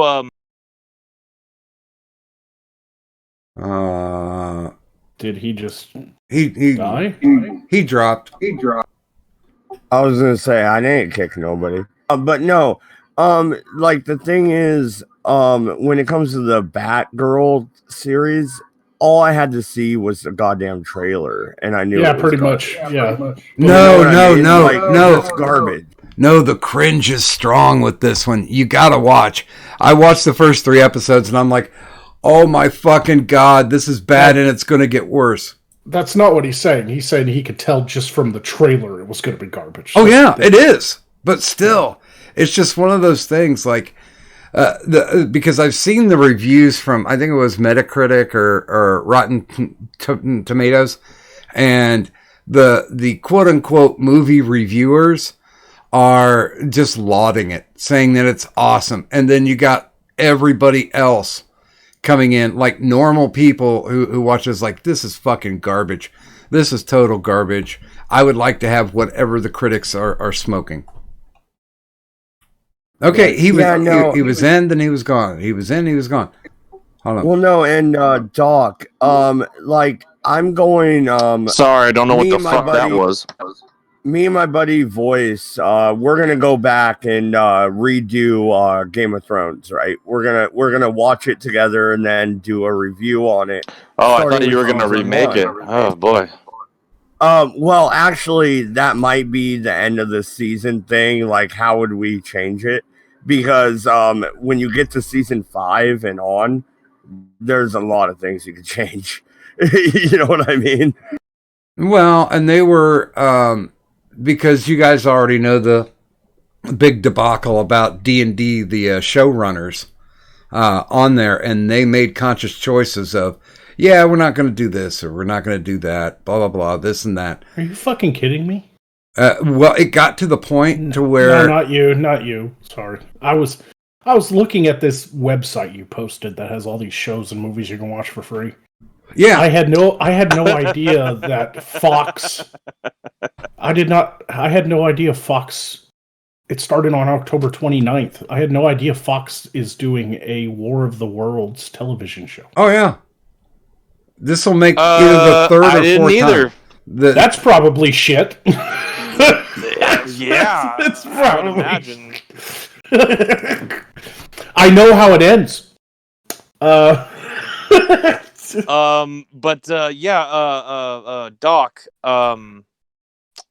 I think we're all aware, yeah, like of the whole D&D thing and stuff. Like, Game of Thrones, to me, after learning everything we've learned about it, it seems like it's one of those situations where it's everybody but the quote-unquote creators that made that show what it was, for, like, that made it successful. Well, it got to the point where Martin was just like, fuck, guys, why are you dropping this storyline? It's a great storyline. We could get like 12 seasons out of this. And they're like, no, we know what we're doing. And but then when they got to, what was it, season 7, and the books had run out, but there was no published material, George R.R. Martin handed him his outlines of the books that he was going to write. And when they started deviating from that, he's like, what are you doing? You know, I sent you a framework. They came back to him with, and this is rumor, but they came back to him with, we know what we're doing. You've never put on a television show before. So just let us do this. He put on Beauty and the Beast, didn't he? No, he wrote right. I'm trying to remember. I'm trying to remember the big things that D&D came up with as or what they did before. X-Men Origins Wolverine. Yes. Yeah, they didn't do anything before, right? Like they didn't do That's all you shit need to before know. Game of Thrones. And George R.R. Martin did Beauty and the Beast. That was what, 1990 to 1994. He did a few other works as well. George has been around a lot longer than Dan and Dave's punk asses. I don't really care either way about, like, look, all I know is one of the D&D guys did X-Men Origins Wolverine. That told me some parts of it. Yeah, that's Benioff. Yeah, and then the aftermath of what happened told me the rest of it, and I was like, oh, okay. One of the D&D guys, I don't know if it is Benioff, but like is like literally just a child of billionaires. Like, so these guys are just like pampered little babies throughout their life. They got lucky on a show where that crew, not them, the crew around them kicked ass. Well, yeah, it's Benioff's Straight up. dad, who was some guy named Friedman, and he worked for one of the major banks.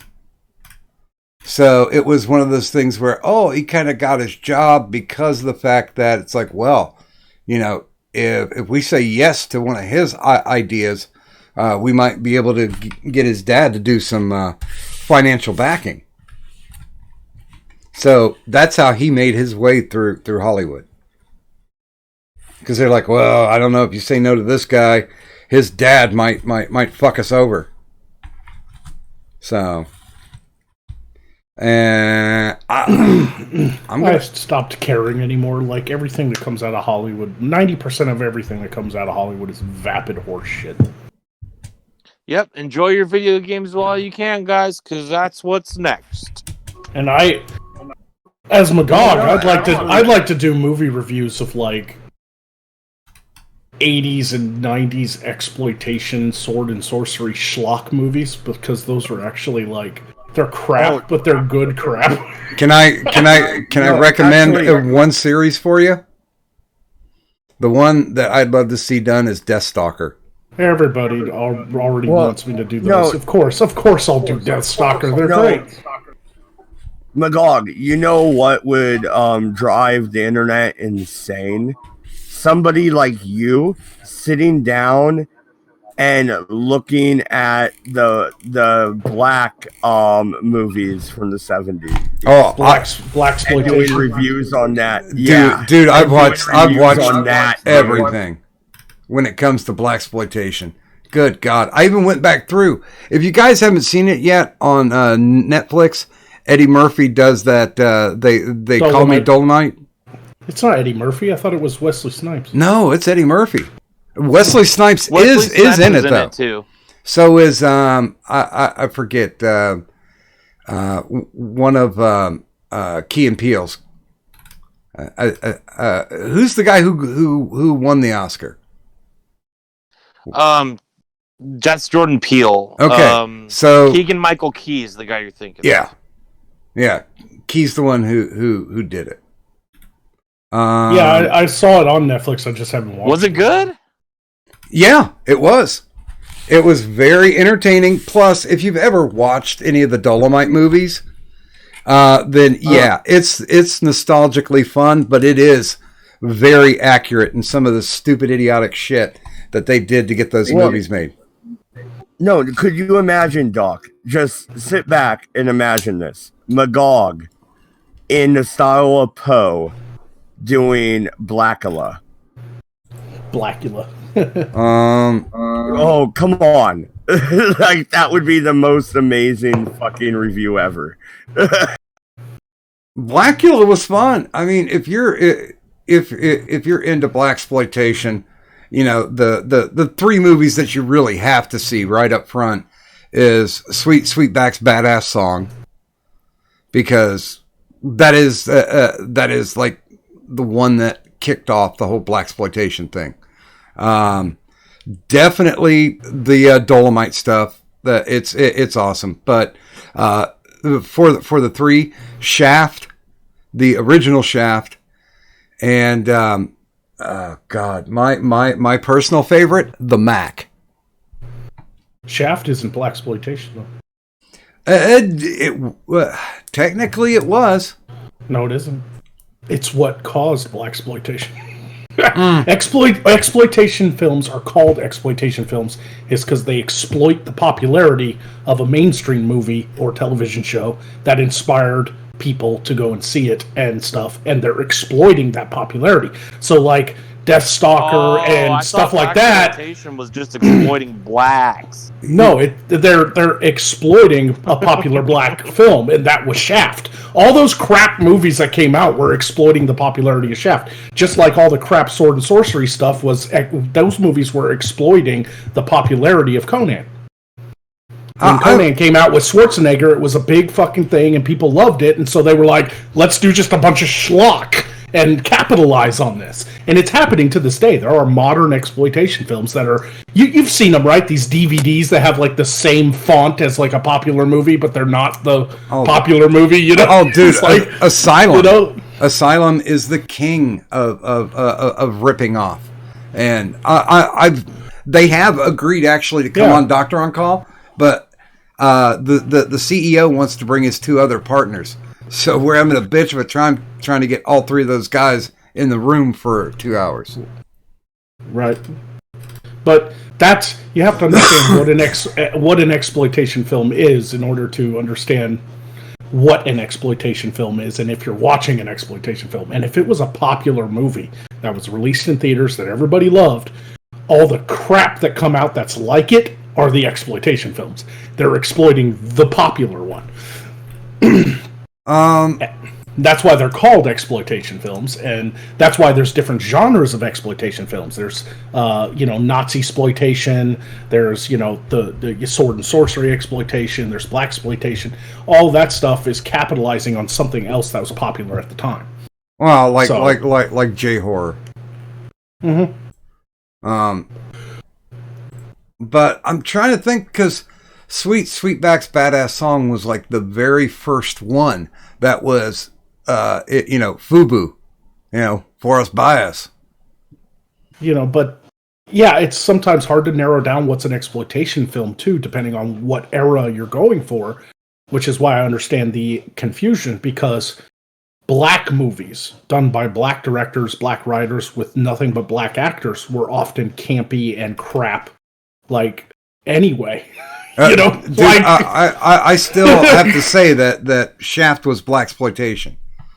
What was it exploiting?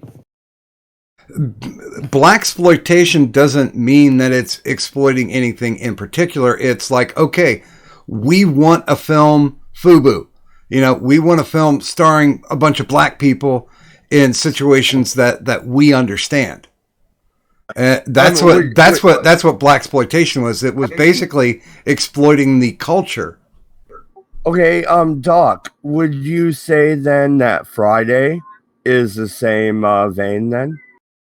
Yeah, so you can't claim that, because movies that feature black culture are not necessarily exploiting anything particular. They're just about black culture. Well, yeah, but you got to think about this. When blaxploitation hit, it was 70s. No, it wasn't called blaxploitation at the time. They were just movies. No, that term came out much later. No. I'm not trying to be pedantic on this, but basically it was, okay, let's make black movies by black people for black people. So that's not blaxploitation. Those are just movies made for a specific genre. But it's exploiting the actual people who show up to come and see it. And I'm not saying exploitation in a bad way. No, it's not. It's designed for a specific demographic. They do that in movies all the fucking time. That's not exploitation. Well, no. And are you saying then Quentin Tarantino film is a white film for white people made by white people? I mean, like, spin this on its head. Where's your logical conclusion? I'm sorry, Doc, I have to disagree, because I know the history of exploitation films and all the subgenres they're in. And they all start off exploiting the popularity of another movie that has gained a lot of popularity. They're exploiting the popularity of a particular genre film. A genre film is what you're talking about. It's a genre. It's got a specific demographic, and it features specific things to cater to that specific demographic. That doesn't make it an exploitation film. What makes it an exploitation film is it's crap schlock made to ride on the coattails of something that was more popular. Well, but here's the thing. Shaft and Sweetback's Badass Song both came out in the same year. So? One was a cowboy movie. The other one was, I guess, a cop movie. It's been a long time since I've actually. But it wasn't exploiting anything. They were in a time in Hollywood where the black movies had an audience, and they started making them. They were crap, but they were good. They were for a particular audience. That doesn't make them exploitation films. They weren't exploiting anything. They were the first to do it. Well, no, and it's like talking about okay, let's take a genre here, Western movies. Is that white people movies made by white people for white people? Because I mean, you can make that argument, couldn't you? You could, but still, it's one of those things because, not all exploitation films are B movies, but most of them are. Yeah, you can't judge the quality of a film. You can't judge a movie for being exploitation based on the quality of the movie. Well, no, I mean it exploits an exploitation film exploits trends, which Yes. I mean that's It exploits basically something that's most popular. And in the 70s, black culture was really coming up in America, and people were it was slowly becoming mainstream. Hollywood and music industry and stuff like that started realizing that there was an audience there, and they started doing stuff. It was more black experimentation films, what you're talking about. But the ones that coattailed off of those films that really made a splash and were the first to do what they do, those are the exploitation films. They're the ones trying to exploit the popularity of something else. well, but that's basically where blaxploitation rises up from, because they saw these two movies that were made.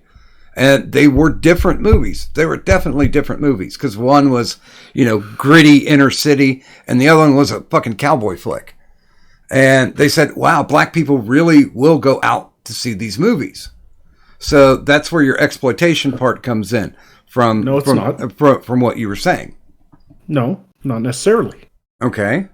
They have to exploit a specific trend in film, not in culture, necessarily. Now, sometimes those things cross, pollinate. But okay, you can't say that. I'll stick to sword and sorcery because they're the ones I know the most. The popularity of Conan with Schwarzenegger really kind of launched Schwarzenegger's career. That and Terminator, right? Well, the popularity of Conan ended up seeing movies like Death Stalker and the Warrior and the Sorceress, like David Carradine film, like really crap low budget stuff to kind of piggyback on the popularity of Conan. But then Kevin Sorbo films, right? Right. But then we also got things like Krull, which were unique onto themselves. We ended up getting like Willow, which were big mainstream, big budget things. Those aren't necessarily exploitation films. Like there was a cross pollination there. It's like at the time those were popular things to do. Dragon Slayer and things like that were really high budget. Yeah. So what you're talking about though is like looking at Terminator versus Cyborg, right? Right. Kind of like that. You have the knockoff version. It can't be just a trend. It has to be also low budget and schlocky, and that's where blaxploitation film kind of gets muddy because all early black films were low budget and schlocky. So it's kind of hard to decide what is a blaxploitation film and what's actually started the trend. And so I understand Doc's confusion, but you have to understand that not all schlocky, low-budget black movies were blaxploitation necessarily, because it was the beginning of a growing industry. All right, and so you have to make that. You have to make that separation, because there is a separation between I'm going to do this thing for a black audience, and this is my artistic vision, and we need more black directors, more black movies. We need more black-centric movies because there's an audience for it. But I want to tell a story, and then there's the people who are like, that was really popular. Let's make 5 fucking movies that are kind of like that on shitty sets with crappy actors, and just release them in Europe on VHS. That's exploitation. Like, there's a difference, right? Well, yeah, but my whole thrust of the point is that since they figured out that those 2 movies made money, then the blaxploitation, regardless if it had a name or not, they're like, there are brothers out there who will pay money to go see blacks in a film. Which, before then it was like, oh, let's see Sidney Poitier do a warm story about, dying kids. They really didn't have Yes, but what I'm trying to get you to understand is the exploitation film. What makes it an exploitation film is that it's exploiting popular trends in films that came before, not exploiting actual culture and the audience. People go and see shit movies all the fucking time. That doesn't mean they're exploiting them. That's all I'm trying to get you to understand. No, I do understand that, but I disagree at the basic level. To if Sweet Sweetback or Shaft had not made money, then there probably would not have been a blaxploitation era. I disagree. There would have been something. If it hadn't been those two movies, there would have been something eventually. I actually have a question. What's worse? The black sport, the fucking bunch of B movies that was released, exploiting black people, or the A movies like Sister Act. I mean, really, what's worse? I would say Sister Act is worse. Well, and Sister Act is definitely not an exploitation movie. No, just because a film features black characters that happen to be like junkies and like thugs and stuff like that doesn't necessarily mean it's exploiting black culture and black people to make money off of more black people. They were tackling issues that were plaguing the black community at the time, and they were putting that in their films because art imitates life, right?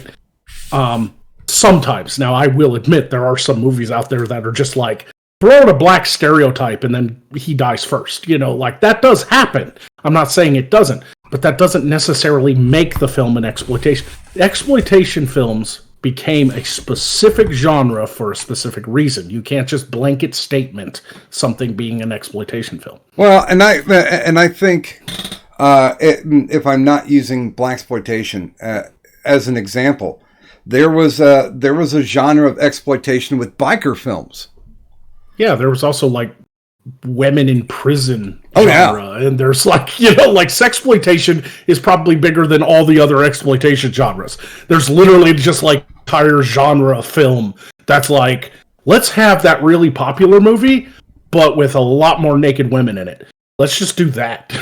And it makes money. It makes them money. And so, like sexploitation is a perfect example of a genre of exploitation film that's easier to nail down than blaxploitation because of the changes in black culture since the 60s and 70s in Hollywood, or in the eyes of Hollywood. It took a long time for black actors to be recognized, and actually go mainstream, whereas like sexploitation's been around since basically film was invented.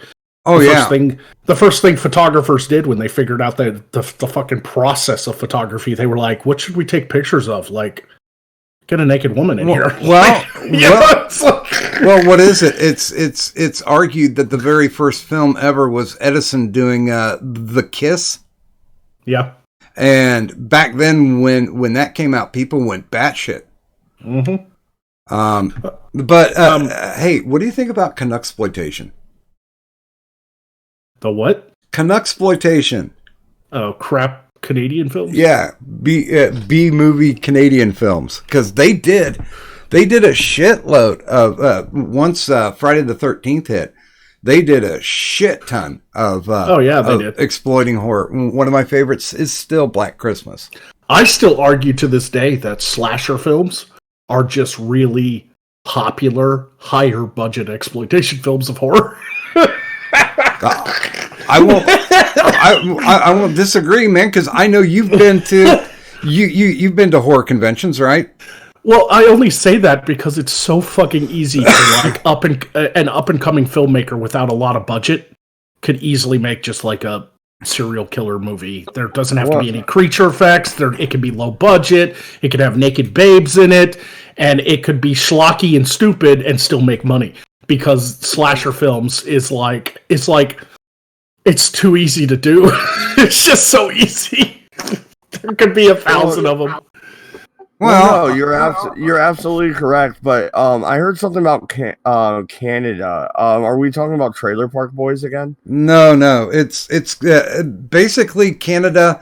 When Friday the 13th hit, they're just like, oh well, if we want to make our movie, and this is still kind of true today, they're like, if we want to make some money off something, to go a little bit farther, horror is the easiest way to go. And I mean, they put out like Black Christmas. I'm trying to think of some other ones. Rabid. I know I'm going to fall into Cronenberg because Cronenberg's Canadian, and he did Scanners and Videodrome and The Fly. Yeah, we know who Cronenberg is. Yeah. But yeah, I mean, to my favorites from Canuxploitation is My Bloody Valentine and Prom Night. Yeah. Oh, those are good. Yeah, those are good fucking flicks, dude. But if you really want, like, in my opinion, the king of exploitation films, he's had a good couple actual like mainstream hits, but for the most part he's known for his schlock, his crap, is Roger Corman. He's basically the de facto exploitation fucking director. Go see pretty much any Corman film outside of like Little Shop of Horrors and Death Race and some of his more mainstream hits. Big Bad Mama. You will see some fucking garbage television like in movies. You will see some garbage shit. By the way, Tom Leach in the chat is saying Letterkenny is greater than Trailer Park Boys. Yes, I agree. Yeah. Honestly, I really think that Gene Hackman's character in Get Shorty was based off of Corman. He's just that schlocky fucking director that has like a crappy office and is all like, "We're making Slime Creatures 3, and that's what we're doing." Like he's that guy,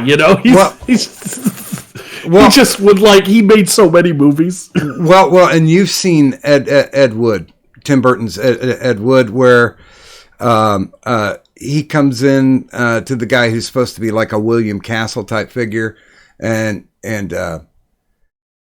they asks him about there's a movie that has to be released and ready for the drive-in theaters, and they ask, well, do you have a script? And he's like, no, but we have a poster.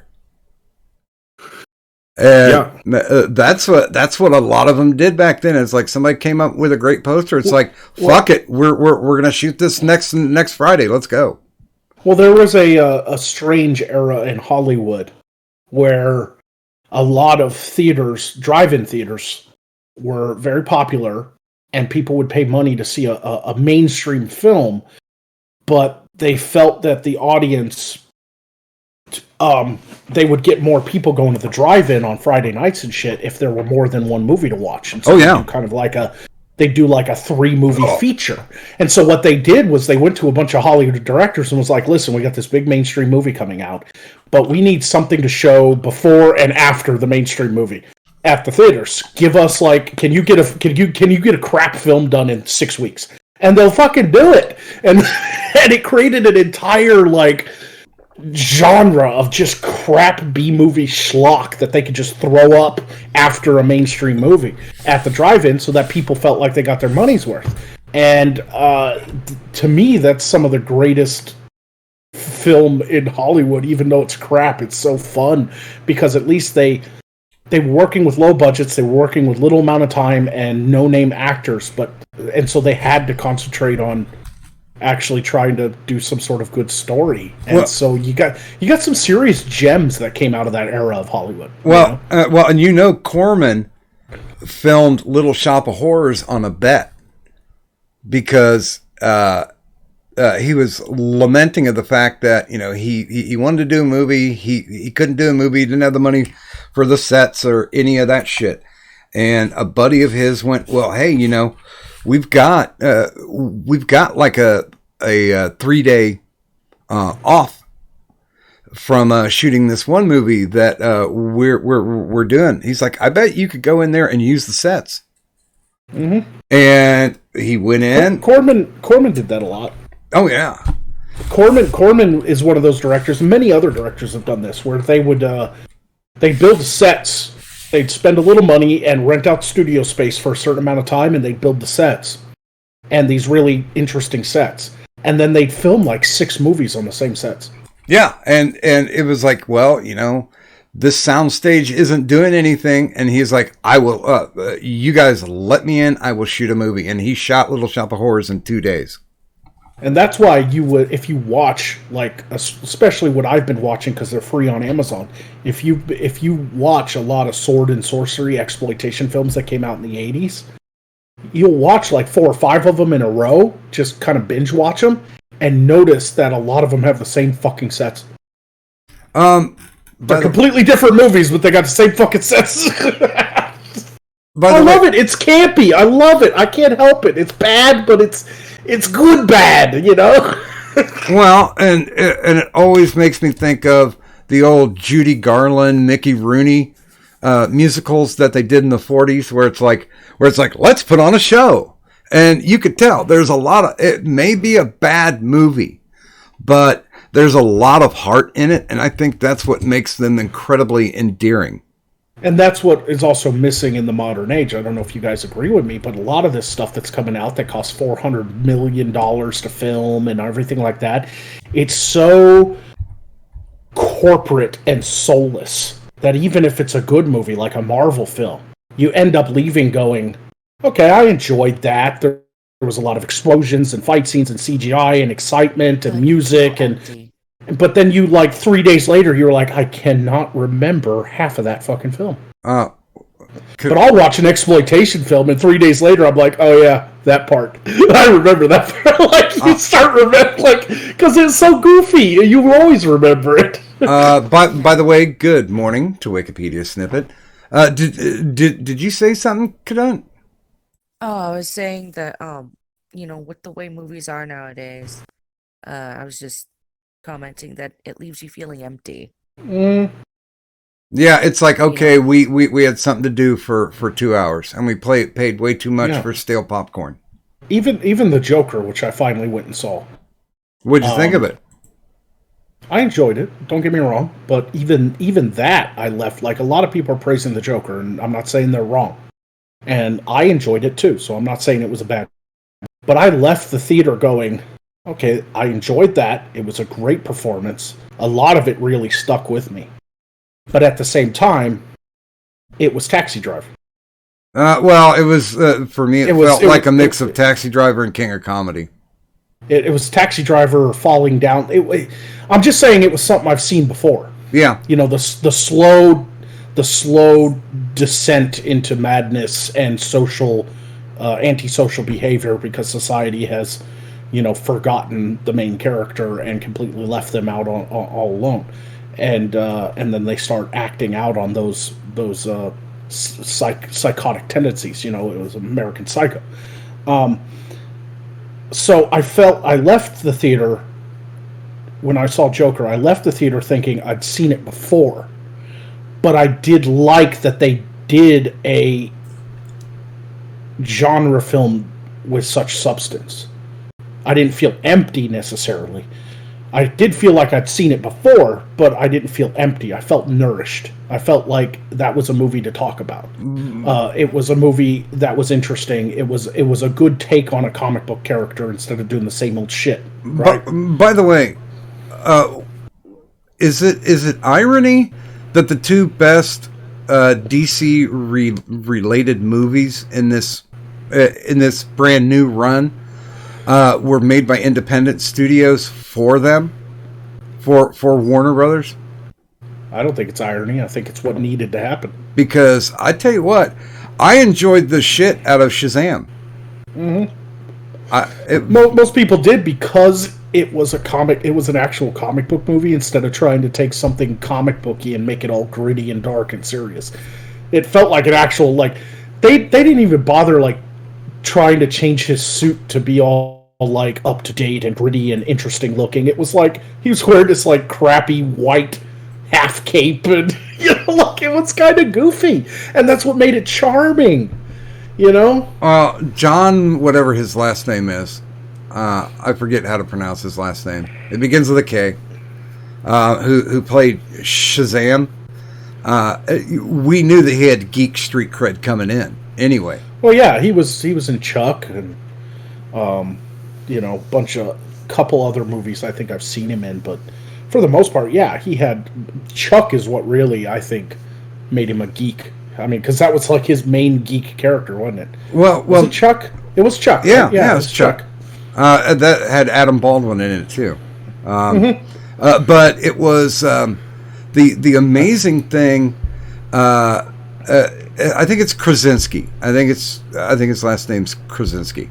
But he did this whole other thing while the Comic-Con was going on, the San Diego Comic-Con. They rented space, and he brought in some of his actory friends, and they just sat down and did geek talk. And Nathan Fillion was like one of the guys that showed up. Even Tom Hiddleston showed up. But that's where it's real, because it was called Nerd HQ, and that's where his street cred came from. And then the people who ran the comic book convention got pissed and fucking cockblocked him big time. So he stopped doing it like 3 years ago. But you could tell he was a geek. You could tell that he enjoyed the story, that he enjoyed being a part. Oh, and that fuck.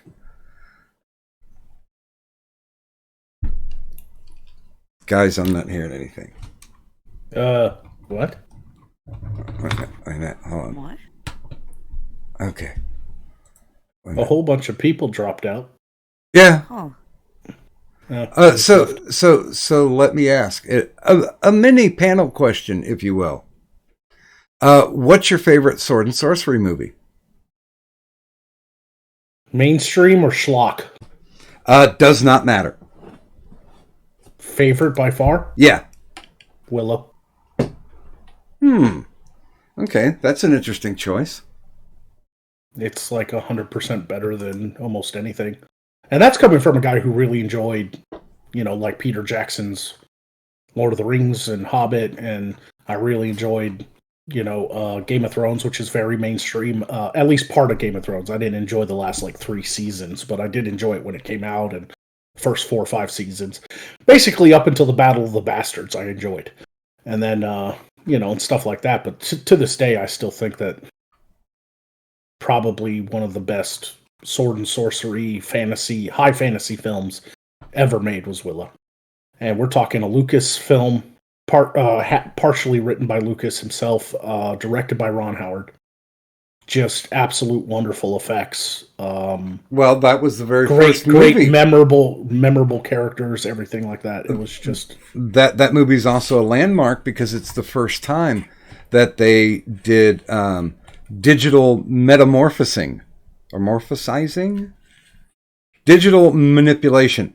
When they were trying to use the wand on the old witch and trying to turn her back into human. And they kept fucking it up.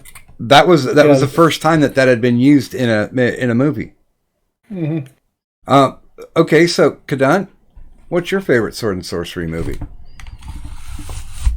God, that's a tough one, especially because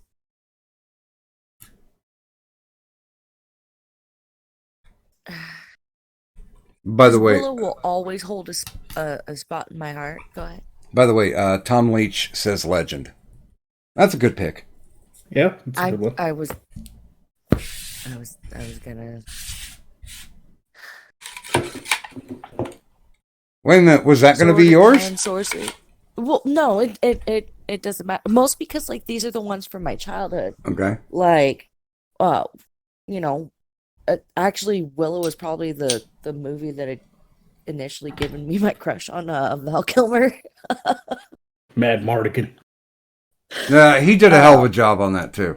Mm-hmm. Oh yeah, but and then Legend, that's when I first fell in love with Tim Curry. Fuck it, I'm just gonna go with the campy one. That's still a really great story, and I don't know if it technically counts as sword and sorcery, but I do because there is plenty of sword and a little bit of sorcery. Okay. Not a lot.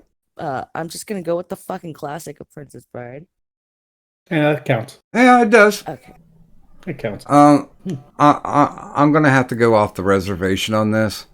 I love the shit out of Beastmaster. Yeah, those are fun movies. They were campy and schlocky, but I loved them. Yeah. They were like the high end of schlock, though. They weren't like Deathstalker or like a David Carradine sword and sorcery with a lot of nudity, and that's about it. Oh, Circle of Iron. Oh God, what a horrible film. Yeah. I would have chosen Legend because I think Legend's up there with Willow as far as like effects, makeup, and like the Swamp Witch and everything was great. But what made Legend the reason I chose Willow over Legend is missing that. Legend was missing that. Je ne sais quoi. That sense of that sense of impending doom. Like they're on the clock. Right, like running, and there's a lot more like battles. Whereas Legend is more of a typical like Dungeons and Dragon-esque adventure where they have to slowly make their way to the end and beat the bad guy and rescue the princess. And it works. It's really good, but there isn't that epic big battle at the end that was done so well in Willow, where like Mad Mardigan finally faces off with General Kale, and Willow ends up going with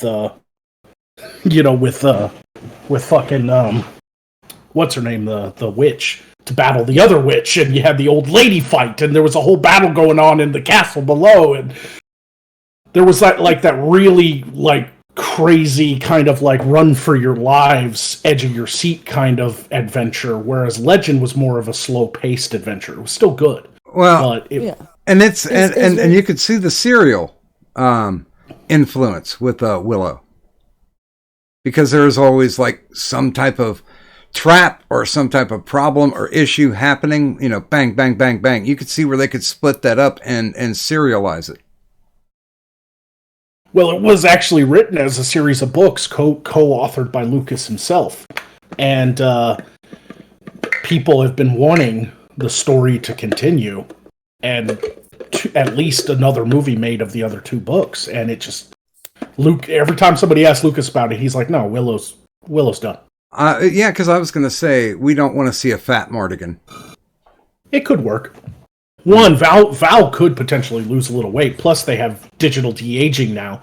And two, he doesn't have to be the Mad Mardigan from Willow. A new Willow that came out recently, that would come out today, you could have it like 25 years later where Mad Mardigan's just like a fat king sitting on his throne, you could have that technically, and he's more of a general of an army instead of the out in front warrior like he was 25-30 years ago. And you could play that up, that he's kind of getting old and he can't do what he used to, and you could potentially write a good story like that. Warwick Davis is still alive, Val Kilmer's still alive, Joanne Wally is still alive. Rick Overton and Kevin the guys who played the brownies. Yeah, Kevin Pollak. Thank you. Yeah. By the way, good morning to Brad Young. Kadan, you were saying something?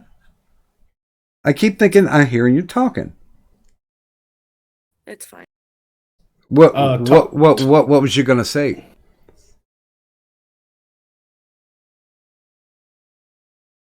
Oh, Kadunti. If I remembered, I would probably say it, but I don't. Okay, well, and I would also say, fucking Conan the Barbarian has to go into that lexicon too of greatest sword and sorcery movies. Yeah, and I even like Conan the Destroyer. Fuck that, I like both of them. Yeah, I know the second Conan movie wasn't as popular as the first. I mean, how do you beat James Earl Jones, right? Like, he was an excellent bad guy. And the giant snake, and all that stuff. Like, it was great. And you could tell that 2 was written by comic book writers.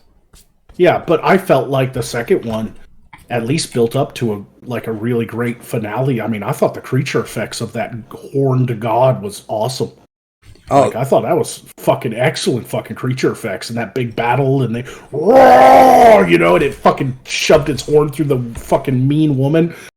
I was just into the fact that at the very end of it, the thief runs over and daggers the corpse to act like that he had done something.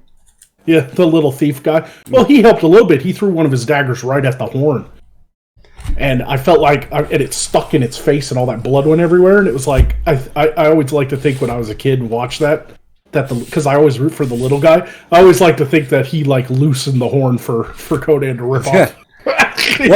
well, and honestly, that fight is also a great representation of like D&D.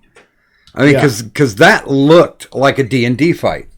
You know, this person's trying to do this person's trying to do that, you know. Yeah, they didn't go all of a sudden the thief picks up a sword and a shield and helps the barbarian fight. No, you fought to your strengths. The thief hid and threw knives because what the hell's he going to do against a demon god that's just awakened? Like, what else is he going to do? You know? Well, and man, Mako was awesome. Yeah, Mako. Everybody loves Mako. But that's also what was kind of missing out of the remake of Conan. Even though I liked that they picked Jason Momoa. I think he was a great pick for Conan. Like, he had the body type, he had that kind of, you know, barbarian look, he had the long hair, you know, he's handsome for the women, but he's also like a badass for the guys. But what was really bad the remake was that it just over CGI'd schlock. Let's have him battle giant monsters, giant fucking serpents coming out of the fucking sand or whatever, and it's just like that was bad CGI too. It was just too bad, you know. It was just too. There were bits of it that were good. I liked that they used classic costumes and makeup effects for a lot of it. I liked that the mask kind of like wiggled when they poured blood into it, and it like came to life, and it wasn't CGI. It was like an actual prop. I liked some of that, but it was too overdone to be a Conan movie, in my opinion. I think they could have scaled it back and had like a classic adventure, and people would have liked it more. I don't think it's necessarily a bad movie. I fucking own it, but I think it's kind of up there with like modern schlock. Well, you want to hear the really bad news? Because of Terminator Dark Fate and how bad that it tanked, they scrapped King Conan. Because that's the next movie that Schwarzenegger was going to shoot.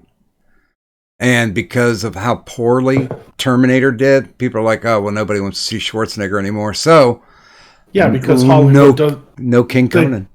Because most people in Hollywood don't understand why they fail. And it's not that people don't want to see Schwarzenegger. They just don't want to see just yet another fucking remake of the same shit that happens in every Terminator movie. We want to see something new. We don't want to see, oh, there's another robot went back in time. Oh, the John Connor, this time it's all women. John Connor was killed. Like, we are doing something different. See, it's all women. That's not different. It's the same fucking shit. It's more time traveling robots trying to kill somebody who becomes the leader of the resistance. Who gives a shit? We're done with that. We're fucking done with it. Yeah. I think they can get it back launched again, though, just because, Schwarzenegger, he's at that age now. And especially after his divorce, he'd probably sign up for the movie if they can get it back up off the ground. He'd probably do it. Well, depends on how they plan on doing it. Well, here's the weird thing, and this was the first time that it was made aware to me that in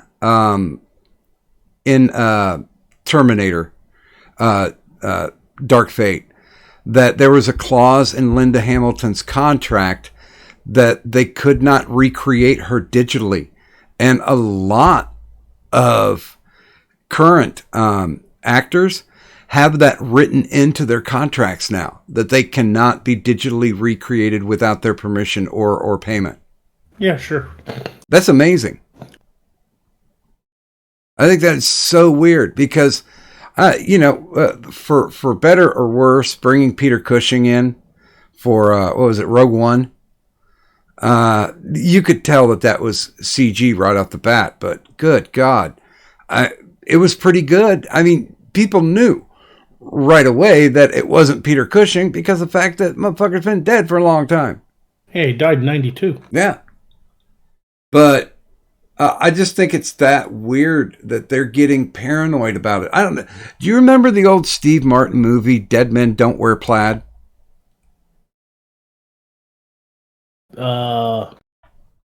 What? There's a movie that Steve Martin made called Dead Men Don't Wear Plaid. Yeah, I don't remember that. And what he did was, because he was one of the co-writers on it, what he did was he took classic movies and classic movie characters like Humphrey Bogart, and they shot it black and white, and they just interspersed all of the they interspersed all these old Hollywood movies. And I think Cagney was in it too, and like Lauren Bacall. It was pretty fucking cool. I'll no context tweet the cover of that one. But yeah, I mean, basically, it took all these hard-boiled noir movies, and then he made a comedy. Yeah, but I don't understand why you're bringing it up. Because that was the closest that they could get to digital representation of old actors. You know, basically bringing all these actors back who are already dead. And but they weren't. They weren't. It wasn't digital. They were using old footage. Well, yeah, I know, but that to me feels like the precursor of what they're doing now, and why movie stars seem to be getting incredibly paranoid about people reusing their likenesses. That's not it. What? Well, because they're not talking about that. They're talking about the digital de-aging that they do. They want to be able to control, the actors themselves want to be able to control that, which is understandable because it's their likeness. So yeah. Well, yeah, but if somebody's stealing somebody and recreating the character, just like they're gonna have to do some wizardry in Star Wars Episode 9, because Carrie Fisher being very dead. No, they had already filmed her parts. No, they'd already filmed all of her shit from 8, but they had not shot her out for 9 yet, because 9 technically hadn't been written. I could have sworn they did before she died. It had been written by the time when she died. I thought. There's literally a scene of her like hugging Rey. That was filmed for that movie. I thought they had gotten a lot of the shots of her. They did. I remember reading that before she passed, because there was a big article. Carrie Fisher dies at age whatever, blah blah blah. Don't worry, she'll still be in the movie because they had already started filming a lot of the parts. Now they're doing refilms though. They're doing reshoots because that movie has tested badly. But they're probably not obviously not filming her bits, and they are probably going to do some digital manipulation, but they're not going to create her like digitally outright. I don't think they've already filmed her. Yeah. Okay. Go for it. Come on. I believe I remember reading something about how like Disney gave the no.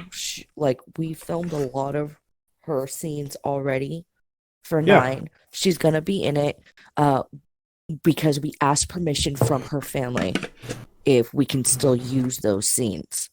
Yeah. And the family gave the okay.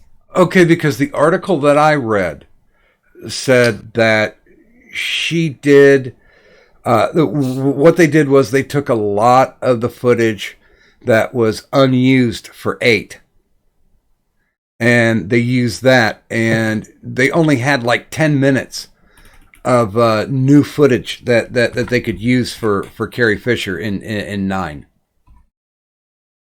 I don't remember that. Let me look this up to see if I can back it up.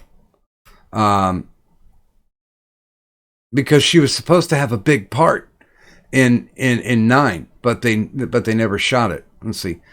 Director J.J. Abrams only had 8 minutes of unused footage to bring Carrie Fisher back as Princess Leia. As one of the original George Lucas franchise, passing of Fisher, blah, blah, blah. She completed the filming with Last Jedi. But no, they're basically reusing footage. And they jiggered it, re-engineered it, because they're saying, I thought it was 10. They're saying that they only had 8 minutes of new footage that they'll be using of her. So I wonder if they're going to go digital, or if they're going to, do Plan 9 from outer space and intersperse another actor to portray and then just crop her head onto it. I'm sure they'll do a little bit of both. Okay, so her involvement in the story is based on the footage that they had left over, or the footage that they were able to use, that 8 minutes. And that's one of the ways where they were reconfiguring the story too, because they have to bring down her availability in the movie because ain't no reshoots on a dead person. Yeah, I mean, I guess, like maybe in the early days they were just writing articles saying she's still going to be in the film, and maybe everybody assumed they'd already filmed her parts or whatever because she was getting sick or whatever. I don't know, but it doesn't really matter. She's in the film and it's going to be shit. So yeah, I'm just gonna say that right there. That's all. It's gonna be crap. Yeah, I've tried to keep up with it because they've been leaking different scripts all over the goddamn place. Well, they've also gone into reshoots like 2 times, and it's like 60 days out from being released, and it's like, we gotta fucking reshoot this film. Dude, technically they are still shooting some of it because they have like 5 or 6 different endings that they've been trying to play out. Because I watch a lot of Midnight's Edge and Doomcock. And what was it? One of the buddies on Midnight's Edge, he was talking to one of the guys who worked on 9. And he's like, "So, are you happy that it's over?" And he's like, "Over? They're still shooting shit." I'm like, "Wow." This movie's going to be exceptionally bad. I just saw a video on Twitter, just made me laugh my ass off. This Extinction Rebellion protester is like blocking traffic. It's just a single girl, and she's standing in the middle of the fucking street, and there's cars, and they're honking at her, and out of nowhere, somebody somewhere off camera threw a traffic cone and hit her right in the fucking head.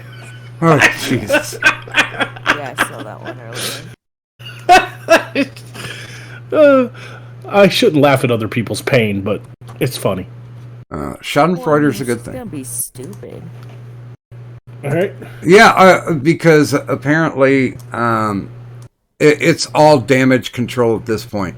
They would have been able to set up something better had they just stopped Rian Johnson in his tracks and going, "What the fuck are you doing?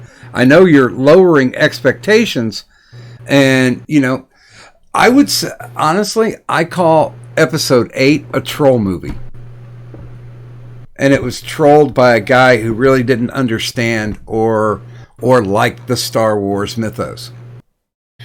There was a lot going on there, and a lot more than you might think. Part of it is that. Part of it is that Rian Johnson is kind of shit. And he had, in my opinion, only one good movie of the 2 movies he directed before they handed him one of the most beloved franchises in the world, which was Brick. Yeah. But Looper was okay, I guess. I didn't care for it. And then after that, he directed a couple episodes of some sitcom or some bullshit. So I don't even fucking like how you hand off that franchise to a guy with that little experience in film is beyond me. But there was also a lot of politics involved, like at Disney. I'm not talking like politics, but like corporate bullshit. Them coming in, going, "Okay, Ryan, we need to make sure this happens and this happens and this happens because we've got to completely get away from the properties that Lucas still gets a cut of," which is why they're killing off all the old characters, because he still gets a cut of that. Anytime they have to feature any of the original characters, Lucas still gets a cut. So they have to kill off all his original characters and do something completely new in order to not have to pay him anymore. And shit like that was happening, and it just fucked everything up. All of that stuff. Kathleen Kennedy, a complete disrespect for Star Wars, corporatism, you fucking name it. A lot of stuff went into that. So do you think that Star Wars can survive it? No. I mean, Star Wars as a brand will. It always will. I think that maybe one day Disney will come to their fucking senses and go, okay, now that all this shit is done and the original characters are gone, and even though people are really upset and those 3 movies kind of fucked us in the eyes of the fans and they're not making as much money as we thought, let's hand this project off to some director who can solidify the new Star Wars into a much better, more streamlined storytelling that people want to see, and that could happen. But as far as I'm concerned, Star Wars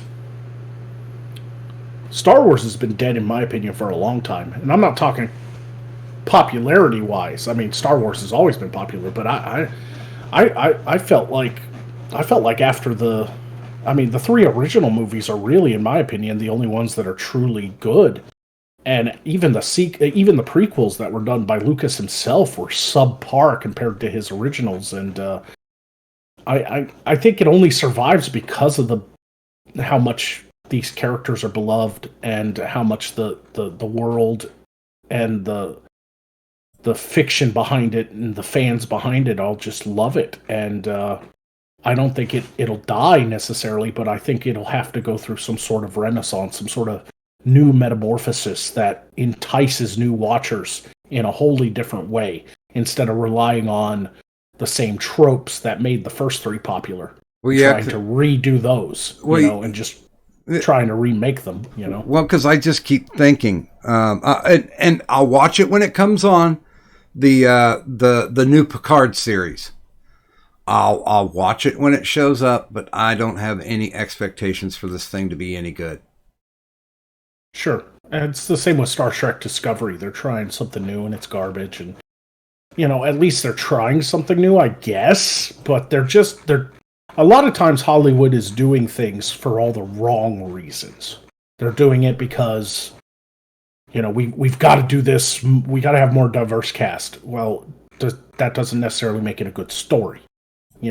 Like, oh, we got to make sure to hit these particular check boxes, and it's very corporatized. It's like a group of guys in an office are kind of creating movies instead of giving it to artists who want to portray a vision they have. Well, they're trying to run movies like it's a chemical equation.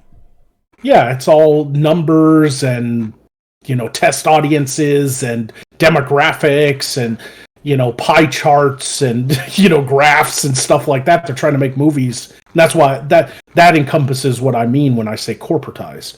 Yeah. Is that they're trying to run it like some sort of formula, and it's just not. You've got to let some people with a proper vision, who have respect for the franchise, for the source material, to let them make their movie.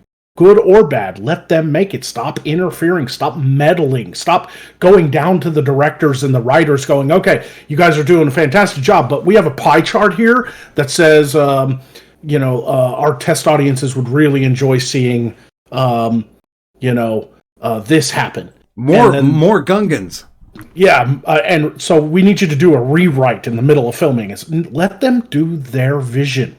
Let the creative process go back to the people trying to create the goddamn thing. Stop leaving the creative process up to a bunch of fucking suits sitting in a fucking office, Well, and it's one of those things, because if basically what they're doing is they're looking at the money. Yeah, they're thinking, well, this made money before. Maybe if we do this, we'll get the same windfall. And that's not necessarily true. The reason something made money was because there was so much heart and soul put into it, and it was something that was completely and utterly created by a single guy or a single group of small group of people who wanted to tell a specific story, whether it be good or bad. Hollywood just doesn't take those chances anymore, By the way, speaking of not taking chances, what's your prediction for Avatar 2? I don't fucking care. I think I think that fucking thing's going to tank like a son of a bitch. Because he's like, oh yeah, I've got everything penciled out. We're going to do like 6 Avatar movies. And I'm like, are you fucking kidding me? I don't know where you take that. They could potentially be popular because at least James Cameron still he's one of those named Hollywood people that kind of gets his way. Like, people don't challenge him as much up in the corporate headquarters type thing. Well, yeah, he could very well end up making some good movies simply because he still has like creative control over all his projects. But at the same time, there's a distinct air of why are you making these movies, and so that could hurt it a little bit. We'll just have to wait and see, I guess.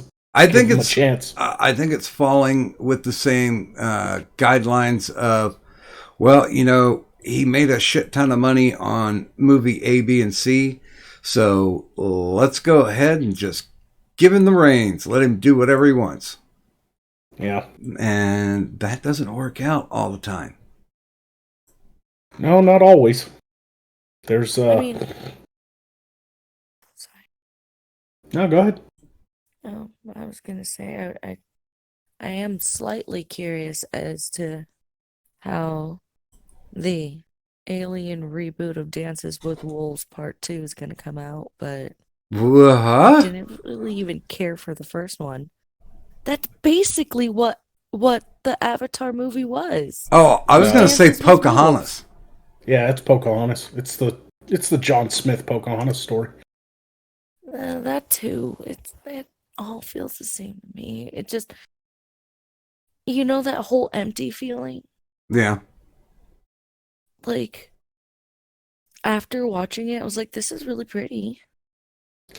Yeah, visually it's a stunning movie, which is why it was so popular in the first place. Is because, you know, nobody had ever seen anything quite like that before. And even in an age with a lot of CGI and we're kind of used to seeing it, it was a very like colorful and vibrant movie with a lot of imagination. But ultimately the plot is a very simple plot that we've all seen before 100 different times, you know. Well, and Cameron owns the digital technology for that, and so he's making money from letting people use that tech. But you know what? I think you get caught in a very vicious circle, saying, "Okay, I have this tech. This tech is mine, and I can do anything that I want with it. So let's do some more Avatar movies." And people will, you know, lick his balls to make sure that that they know that anything that he does is going to be acceptable. And it's like, no, that's not the case, guys. Sure. I mean, but at the same time, Avatar has been something he's wanted to do for so damn long. It's a passion project of his, and I say fucking let him do it. You know. Well, he did get to go deep sea diving to see the wreck of the Titanic. He's been deeper into the ocean than any man in history. He went further down. He that's his true passion outside of filmmaking is underwater exploration, and he went deeper than any man alive. See, him and his team designed a submarine that would go real deep into the Mariana Trench, and it went fucking real deep. I can't remember how far down, but it went balls deep. Yeah, that was. But he used his own money to fund that thing. That has nothing to do with his filmmaking, you know. Well, he was already a godzillionaire at that point. Mm-hmm. Yeah, the success of Titanic alone. And that's not counting his other successes like The Abyss, T2, Aliens. I can go on. But, I'm still... I still like Cameron. I think really his best movie probably was Aliens, but good God, Abyss, man, Abyss was fucking claustrophobic to me. That was the point. Yeah, I know, but do you find yourself every now and again with a movie that actually does affect you? Sure. Now, I think when we're talking about few and far between, I think that's one of the big things. I think that's one of the most overlooked things because, like we were talking about, it follows a formula. You know, in order to have a successful, and need I say, blockbuster movie, that you have to hit all of these same specific beats. And like you were saying, I think that's one of the things that's getting lost in filmmaking. That you're seeing these great, well, low budget movies, you know, like you give them $5 or $10 million, and that's considered like write-off money.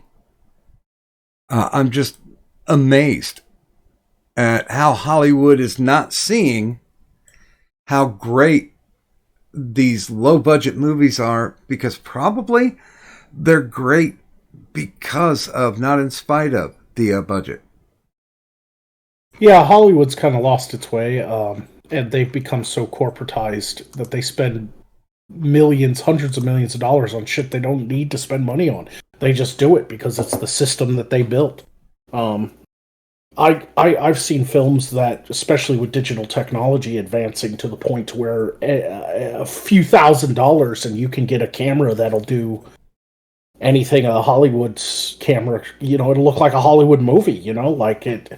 I remember when I was doing independent films when I was 19, and the camera I had was $5,000, and it still needed like all kinds of macro lenses and stuff to give it that Hollywood look. Now you can get that on your fucking iPhone, and with that, all you really need is a passion and a dedication and a small enough, you know, a decent budget. I would say you can just make it off of.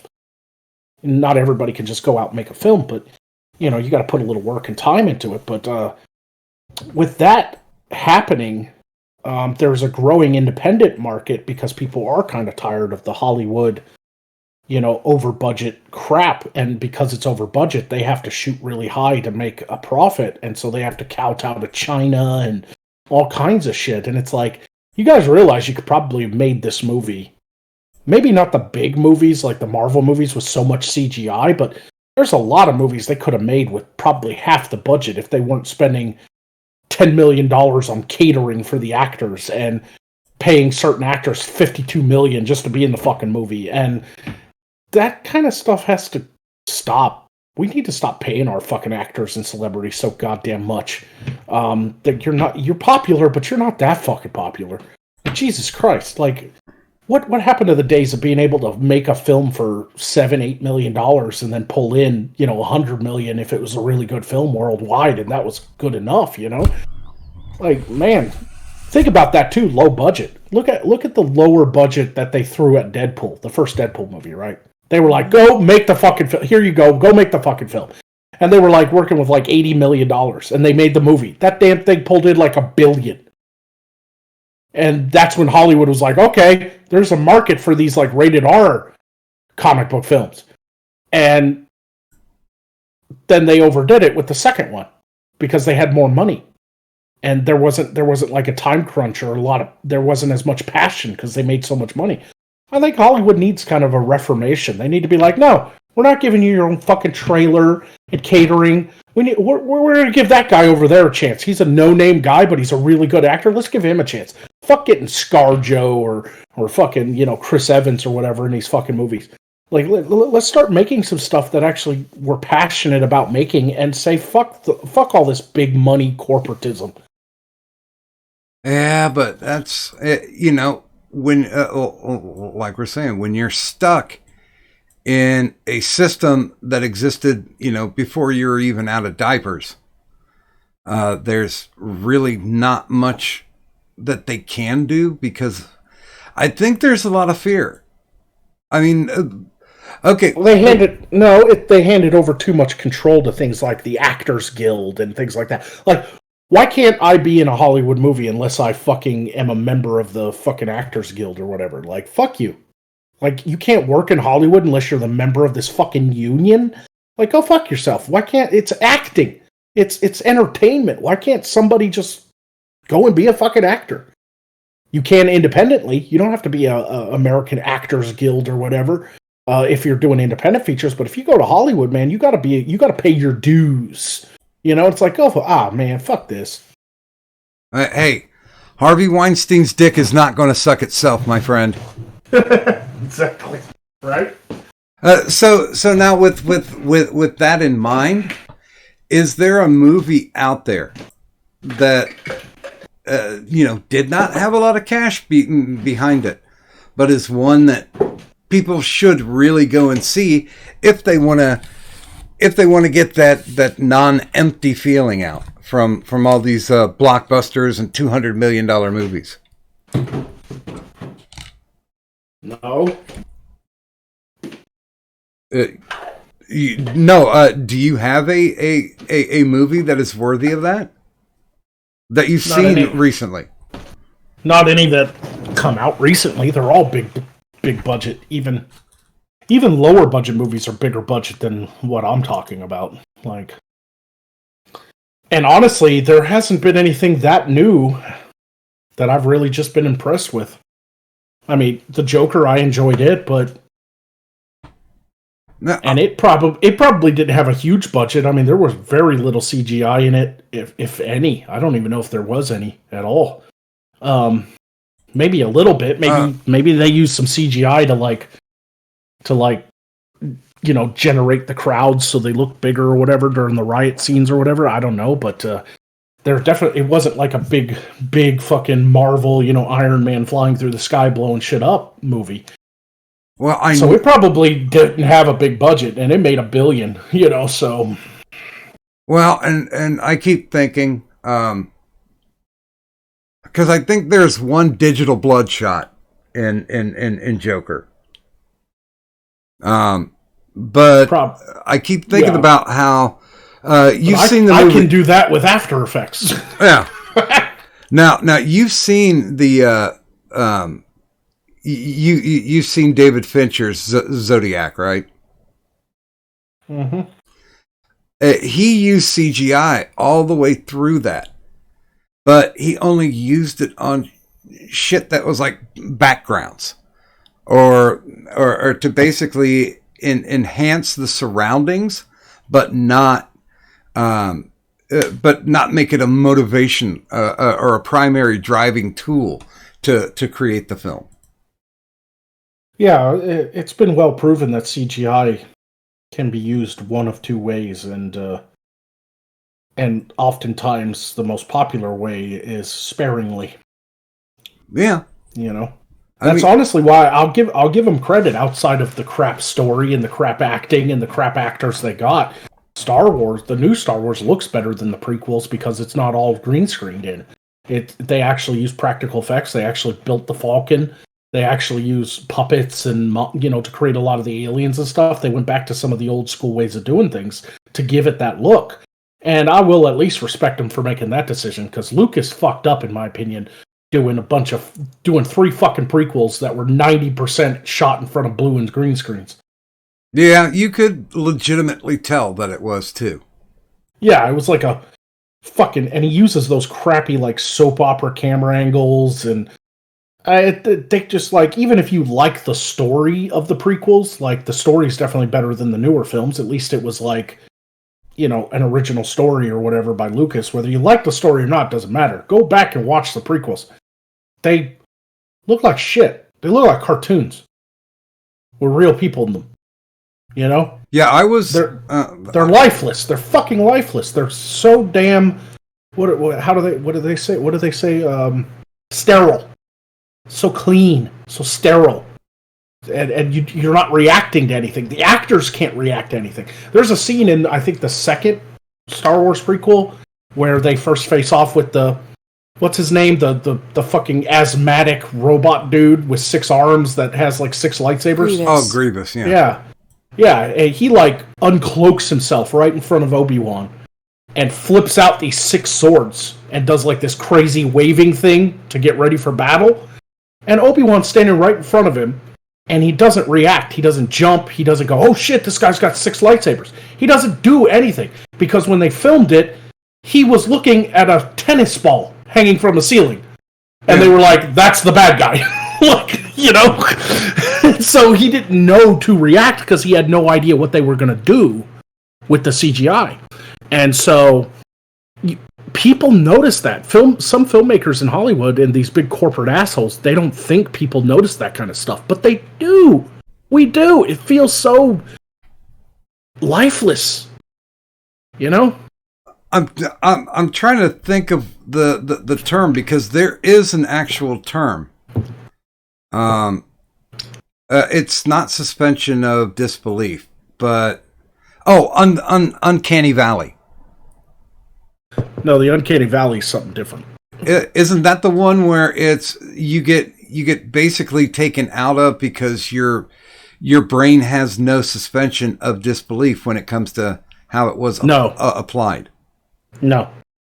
The uncanny valley is when you see something that looks so human, but your brain recognizes it as not being human, that it freaks you out. Like your brain goes, okay, it's what happens when people see a really realistic android that looks really human, or in the case of the Star Wars sequels, or I guess this one is a prequel, the Rogue One with Peter Cushing shows up as Admiral whatever his name is. Grand Moff Tarkin. Yeah, Grand Moff Tarkin. It's like, that is Peter Cushing. Like, you're looking at it going, I know that's Peter Cushing, and it's so well done that you're going, wow, that's actually really well done, but your brain's going, no, that's not a real human. That's the uncanny valley, is when your brain knows, it's like your subconscious mind knows, this is not right, this is not natural. It's too close to human to be good. Get away. Go away. Like, get away from it, whatever it is, you know? That's the uncanny valley. It's when you see something that's so close to human, but not, that it freaks your brain out. That's the uncanny valley. What you're talking about is suspension of disbelief. Breaking that suspension of disbelief goes into, like, where you just disbelieve it, period. Like, the suspension of disbelief, when you're watching a film, you know those people aren't really dying. You watch a horror movie and somebody's getting hacked to pieces. You know they're not really dying. It's just actors on the screen, right? That's suspension of disbelief. You've got to have a little bit of that when you're watching. You have to have that when you're watching all films, even in dramas or, you know, movies based on real events or whatever. And then that can go to the level of, okay, that's impossible. What Iron Man is doing is impossible, but this is fun, right? It's well done. We know he can't, you know, it's impossible to actually, like, have that kind of technology. It just doesn't exist. Maybe one day, but it just doesn't exist now, right? That's suspension of disbelief. But you can get to a point in a film where the suspension of disbelief is completely broken. They've jumped the shark, and you're watching it going, I can't even enjoy this. It's just too ridiculous. It's too disbelievable. You know? Yeah, I can understand that. I said that wrong. It's unbelievable. It's too unbelievable. Disbelievable is not a word, but it can. You get what be. I'm saying, right? Right. The suspension of disbelief. You have to suspend your disbelief a little bit when you're watching films. But if it ever gets to that ridiculous level that you can't do that, it ends up being unenjoyable. And so when you get to that level where it's just too crazy, like Yoda. CGI Yoda jumping around with a lightsaber as the Emperor is, like, telekinetically throwing fucking like the Senate pods at him, you know? And it's crashing, and it's so cartoony and so out there that you just can't get into it. It's not fun, really. People think it is. People's like, well, wasn't that a great scene to see Yoda jumping around with a lightsaber? No, it wasn't. It was a cartoon.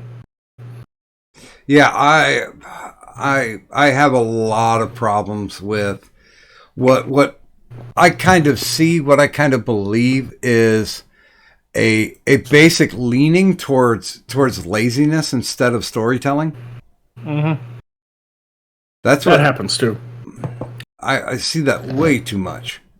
Well, people like the reason I'm so disenfranchised with Hollywood and modern films and television shows that I'm finding it harder and harder to find new things to watch. So I've been backtracking, watching older stuff, or getting into stuff I've never really been into. And that's one of the reasons why I've gotten into some anime this year. Some fans recommended. I've had fans send me a list of the best animes because I don't want to schlock through that stuff myself, right? I just want to pick a couple of them and watch them, and I found a website that has all the free anime you can ever fucking watch for free, and so I've started watching some anime. And I've always kind of respected it as an art form. I've seen anime before, I just never was heavy into it, and I'm still not a weeb. I'm not gonna collect the mangas. I'm not gonna have the little anime toys sitting on my desk. But at least I'm getting something good and new and original instead of just this Hollywood corporate crap that they're ramming down our throats constantly. And so I've taken a liking to some anime. I'm still very choosy, but I've taken a liking to some of it, and I actually enjoy watching it more than some of the stuff coming out of Hollywood these days, because it being anime, it being a cartoon, I don't have to have suspension of disbelief because it's all unbelievable. It's impossible. It's a cartoon. You don't have to fucking engross yourself into the visuals, so you can actually just sit back and enjoy the story. And so I've come to like some of the originality coming out of other cultures, and it's not just anime. I've started watching some foreign films too because I'm just disenfranchised with Hollywood. Well, Kazan, you are an anime chick. What would you recommend to Magog to watch? She's dead. Did she dead? It is 5 a.m. You do. Maybe not where she is, but it's 5 a.m. here. Yeah, she's. Go ahead. It depends on like what kind of animes you're into, because like I could recommend like so many different kinds, but if it's not in your taste, then it's not in your taste, you know. Well, I only just started watching anime this year because some fans recommended me stuff. Mm-hmm. And it's pretty diverse. If I'll click on it, watch it. If I don't like it, I don't like it. If I do like it, I'll continue to watch it. And some of it is comedies. Some of it is like slice of life romantic stuff. Some of it's like action adventure. You know, my favorite anime so far of the list my fans gave me, and it was quite the list. But I only ended up liking like 4 of them. but the 4 that I do like are really good, and I really enjoy them, and I've actually ended up watching them multiple times just so I could catch all the little details because they were so good and I enjoyed them. My number 1 pick, though, is definitely Overlord. That just plays to my power fantasy. I love that fucking anime. I do. I truly love it. I have yet to see that one, but I've heard I keep getting recommended. I have a website where you can watch it all for free. I can put it in the chat if you guys want. Go for it. Yeah. This is here. Yeah, I'll just put that in the chat there. Overlord's really funny in a cool way. You know, it's a story of a guy who plays an MMO. It's one of these virtual reality MMOs. So he's like, you know, you put on all the gear. It's Ready Player One, right? All right. Yeah. And his favorite game is getting shut down after 10 years of greatness, but they've lost business. It's like what happened to WoW. People eventually just stop playing it. Or City of Heroes. Right. And so he's like he's level 100. He's like super strong, magical skeleton undead guy. And he stays in the video game until the server shut down. And he wants to stay there and reminisce about the old days when his guild was the most badass guild in the whole game and everybody feared them. And when the server shuts down, he gets magically transported to a new world as his avatar. And he's no longer in a game. He's in a real fantasy realm. that has the same rules as the game, and he's basically a god. He's basically a fucking god, and he's walking around this world just like everybody's just like, "Oh, fight me!" And he just snaps his fingers, and their heads explode. They all think he's a fucking demon. It's actually really funny, and it's just the ultimate male power fantasy. Honestly, that sounds pretty interesting. By the way, good morning to Bunny, and good morning to Taco Stancia, our current intergender champion. I will admit my favorite animes of the list that my friends sent me are the ones that have more mature themes, like psychological themes and, like deep philosophical themes and things like that. I'm not into the, like, Dragon Ball Z, the kids stuff, right? I'm not into that. But I'm into things that kind of tackle some interesting life concepts, and then also I seem to gravitate towards the, like I do in real life, which is why I created my channel the way it is, the sword and sorcery fantasy animes more than like the sci-fi. Yeah. So Goblin Slayer is second on my list after Overlord. Goblin Slayer was excellent. Goblin Slayer is so awesome. I love Goblin Slayer is the John Wick of anime. Yo, Goblin Slayer Abridged is just as boss too. Like, that's one of my favorite things about it. Have you watched Hellsing yet? Yeah, I've seen Hellsing Ultimate, but I watched that years ago. Hellsing's one of those that were recommended to me when I was like a fucking teenager. Like, Hellsing, of course I've seen it. A lot of mature themes in Hellsing. Ultimate is the best version of Hellsing. I don't really watch the original series. Yeah, no, that's fine. But I don't hate some of the sci-fi. Like I do like, I haven't watched it all, but I do like, Ghost in the Shell standalone complex. Things like that. I did, but mostly I really like this genre of anime that's like people in a fantasy world, or people who've been displaced from normal world into a fantasy world. I like that genre. So Gate is another one. Which one? Gate. Oh, yeah. Has anybody recommended to you Log Horizon? Yeah, I've seen Log Horizon. I liked Log Horizon. It was a bit more formulaic, but it was still good. I enjoyed it. I'm currently watching Sword Art Online, but I've only seen like 5 episodes. No idea what that one is. I've seen that one too. Same premise. Everybody plugs into this game, and then something goes wrong, and they're trapped in the game. Yeah. Well, the same general premise. It's like a genre of anime. Yeah. Yeah. Except in the difference of Overlord in Sword Art Online, they're actually trapped in the game because the designer is a psychopath who basically is like, if you die in the game, you die in real life. My gear that your body is wearing will destroy your brain if you die in this game. And you're locked in. You can't log out. And if somebody in the real world pulls the gear off of your head, you die.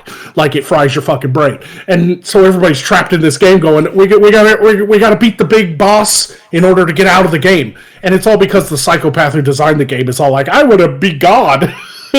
Control the world that I created, It takes it to kind of a dark place, It gets even like darker, the deeper into it you go. Darker? But Yeah. I don't want to give anything away. Yeah, don't give anything away because I just started watching that particular one. I've seen Log Horizon.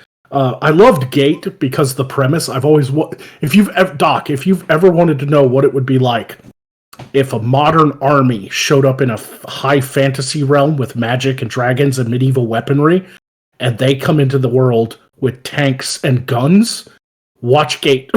That's essentially like a magic gate opens in Tokyo, and this like fantasy army comes out of it and starts slaughtering people, but they get beat by the Japanese army, the defense, the defense army.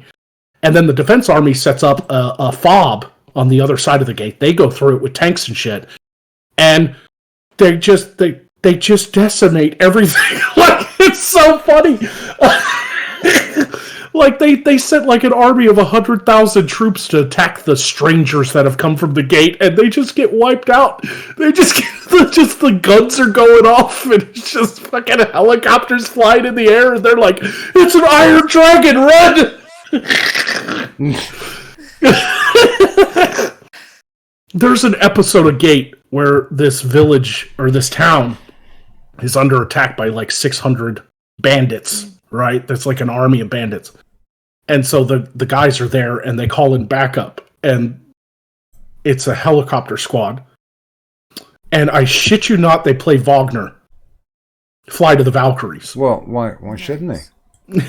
And it's so fun. That episode is so great because the princess is there and she doesn't understand these new strangers that have come into their land. And she's sitting there thinking, should the Empire go to war with them or whatever? And she's watching the battle unfold, right? Okay. And the helicopters show up, and all the medieval people suddenly stop fighting because they hear dun dun dun dun dun dun dun dun because they get the big speakers, you know. And all of a sudden, it's just like, and everybody is dying. Like everybody's just getting shot. They're trying to load the giant crossbow to shoot at the helicopters, and it just comes up and launches a rocket at the wall and blows them all to hell. And the guy's like, "That's a good shot. I'm buying you a case of beer for that one." And just dun, dun, dun, dun, dun. And they just level the place. They just kill every motherfucker there. And the princess is just like, if we go to war with these people, we are going to die. They will kill us all. It's so funny to see like modern technology versus medieval. It's kind of like the Bruce Campbell, you know, boomstick, you know? Yeah. It was so funny, dude. I laughed my ass off at Gate, dude. I was laughing so hard during that episode and whoever wrote Gate had to have been a military man because the language they use is straight up out of the military. Like he calls his first sergeant Top. You know, like the language they use and everything is all fucking military. And it's really charming, you know, like it's really charming too. There's some lightheartedness to it. You know, there's like the little goth Lolita girl who works for the god of death. Essentially, she's immortal. She's a demigod. And they end up going through the gate as ambassadors to Japan.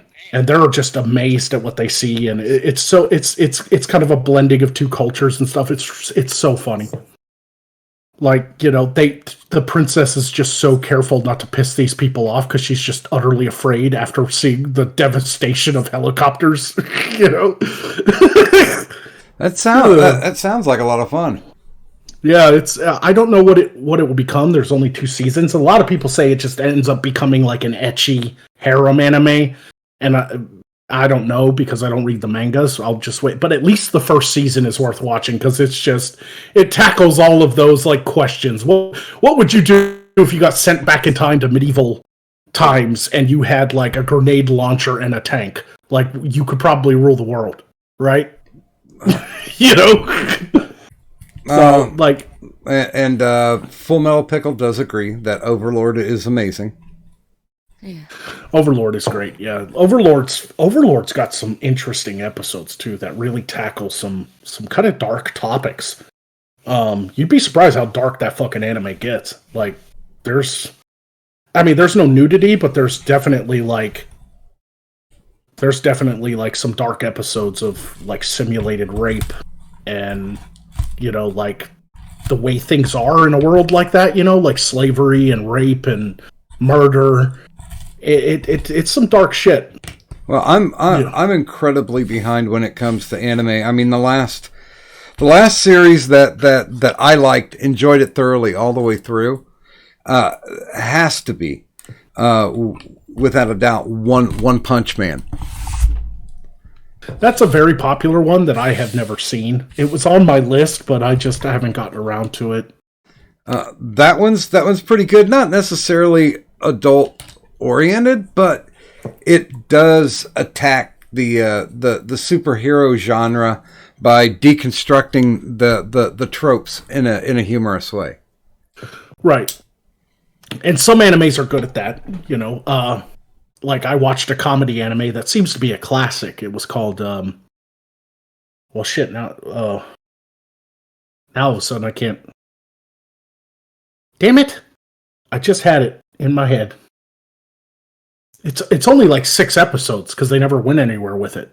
Oh, yeah. But it's about it, and each episode is different. It's about this guy he's just utterly obsessed with learning. It's like life is study. The fuck is Golden Boy? That's it, Golden Boy. Oh yeah, Golden Boy. And Golden Boy has some really fucking hilarious shit in it. Like, he's a total perv, but he's also like a really good guy, and he just wants to learn. He just travels around on his bike and learns new things. That's all he does. And there's some really interesting episodes, and the comedy in it is actually really good. There's a lot of comedy in anime that I wasn't expecting that I ended up laughing at. Because I didn't think the Japanese were known for comedy, but apparently there is a subgenre of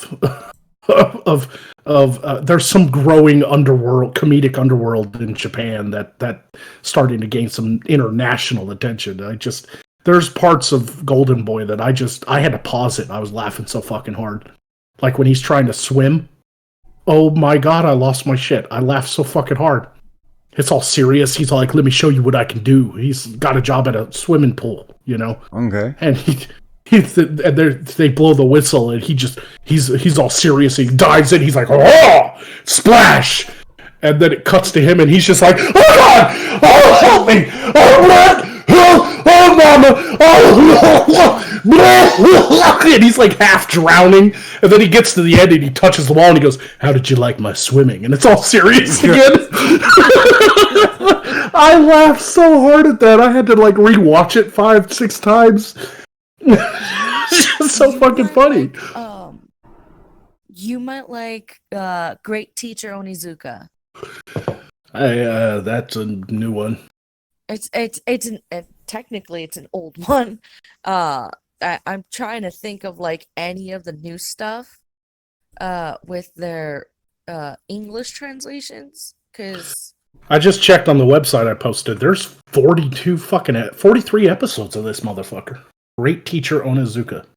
it's a lot of fun. What's check it out. What's the premise?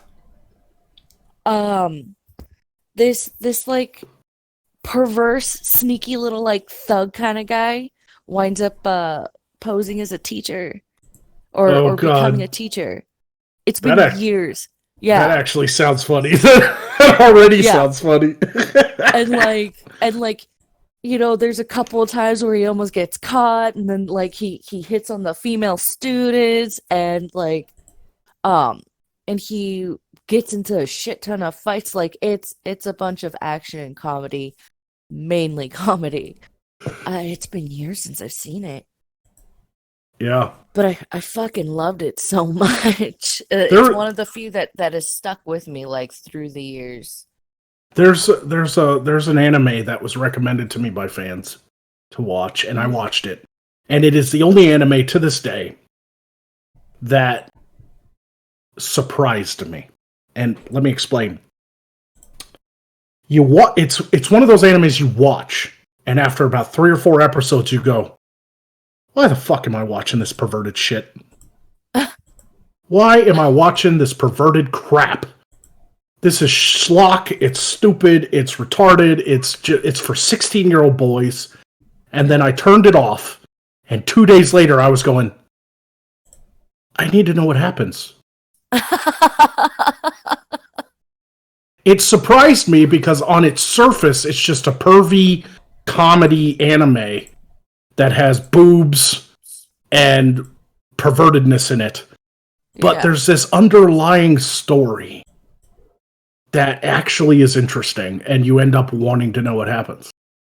And I ended up watching it, and I am man enough to admit that even though it's a pervy anime that you usually wouldn't admit liking to anybody, it has a charm to it. It has a funny kind of, you know, I don't quite know the word, but there's something about it that just makes it fun. And it caught me by surprise that I actually wanted to go back and finish watching it, and I did. Oh. And it was called High School DxD. Oh, yep. I was waiting. And I swear, Doc, if you ever want to know, every version of slang for tits ever invented or thought of is in that fucking show. Like, he calls boobs so many. It's such a diverse language I mean, you think you've heard slang for boobs, and then you watch that, and you're like, I never would have called them that, ever. I would have never thought of calling boobs that. But it is a perverted anime that has nudity, and it's basically a harem anime where he's surrounded by beautiful women who fucking fight over him, but he never seems to get laid. Even though they're jumping all over him, he never seems to get laid. Aww. Because it's not hentai. But then all of a sudden you're sitting there, you're watching it, you're going, this is perverted, it's kind of goofy, it's funny, there's these funny things, and that's fine. But then all of a sudden you're like, wait a minute, there's a story here. The battle between angels and devils and fallen angels, and there's this whole cosmic struggle happening, and there's this power structure, and there's the great dragons are affecting the heavens' ability to win the war, and you're like, it's actually good. Like, it's actually a good story. I don't know.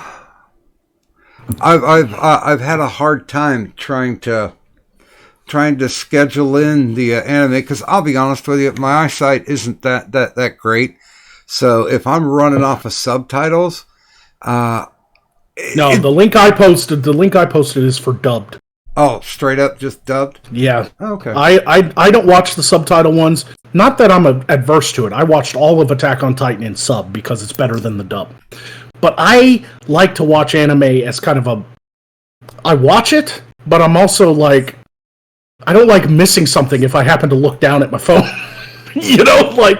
And so oftentimes I'll be working on a piece of artwork, like a lore screen for side quest or something, and I'll have anime on the other screen. And I don't like to miss anything, and I don't like to read and watch at the same time. So I watch dubbed. And a lot of weebs, the anime fans, judge me for that. Oh, I'm a purist. I only watch the Japanese, actual Japanese with the English subtitles, or I learn Japanese so I can watch it without subtitles. I don't give a fuck about any of that. Just give me the show. If it's not dubbed, I ain't watching it probably, because I'm not that into anime. Come on. I mean, there's a couple of animes where I'm like, I prefer the sub over the dub, and then there's others where it's like, no, you need to just watch it with the dub because it's worth it. Sometimes the dubbed is better. Like, yeah. Overlord, the dubbed is really good. Like, the actors they got to dub Overlord and Goblin Slayer and stuff are really good. And there was an anime I was actually watching recently, and I can't remember the fucking name of it.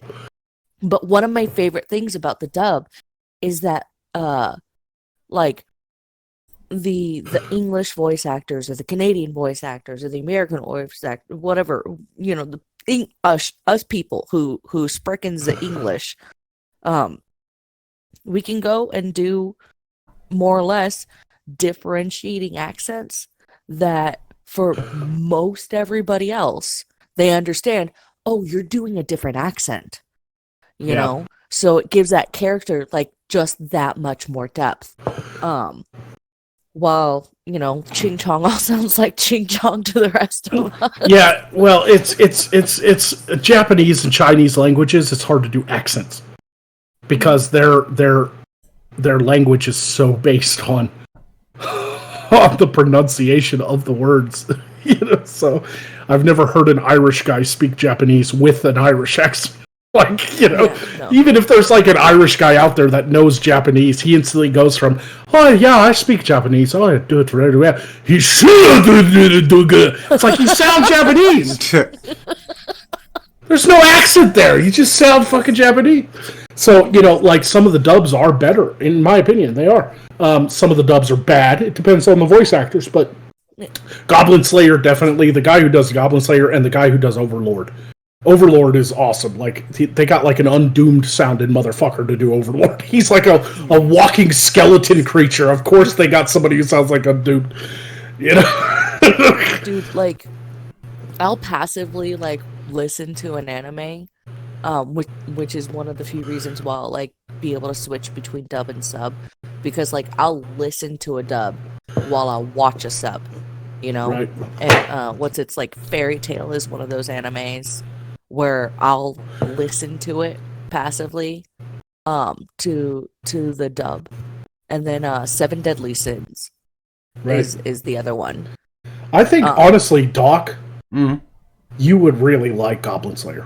He is like John Wick. Badass. He's the John Wick of high fantasy animes, but he's also like Judge Dredd. He never shows his face. He's always got the helmet on. You know what? Even when he takes the helmet off, it never shows his face. Doug, You know? look up Goblin Slayer. You know what? Let me look up Goblin Slayer Abridged, because you got interested in Hellsing after watching all of Hellsing Abridged. So Yeah. maybe this will help. And You it's don't not have the to. same guys who did like Hellsing Abridged, but they sum it up and give a lot of respect while still making it really funny. Yeah, I'd recommend watching the series first before the Unbridged, because then you might get spoilers. But honestly, it's really good. He's a great character because of his single-mindedness.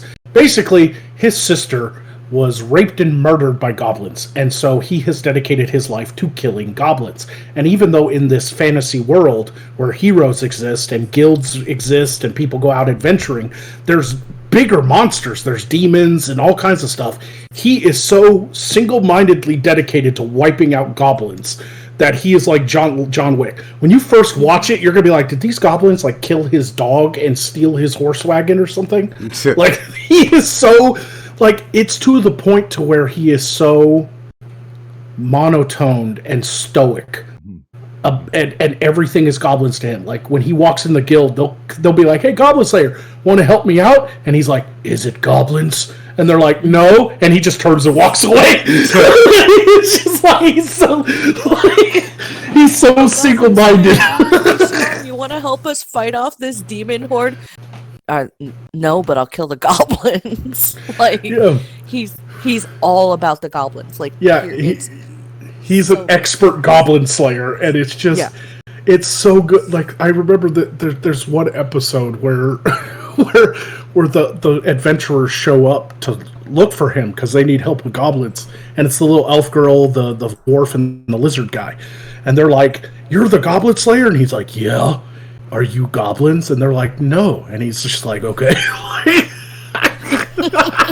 He even asks if they're goblins. Like, no.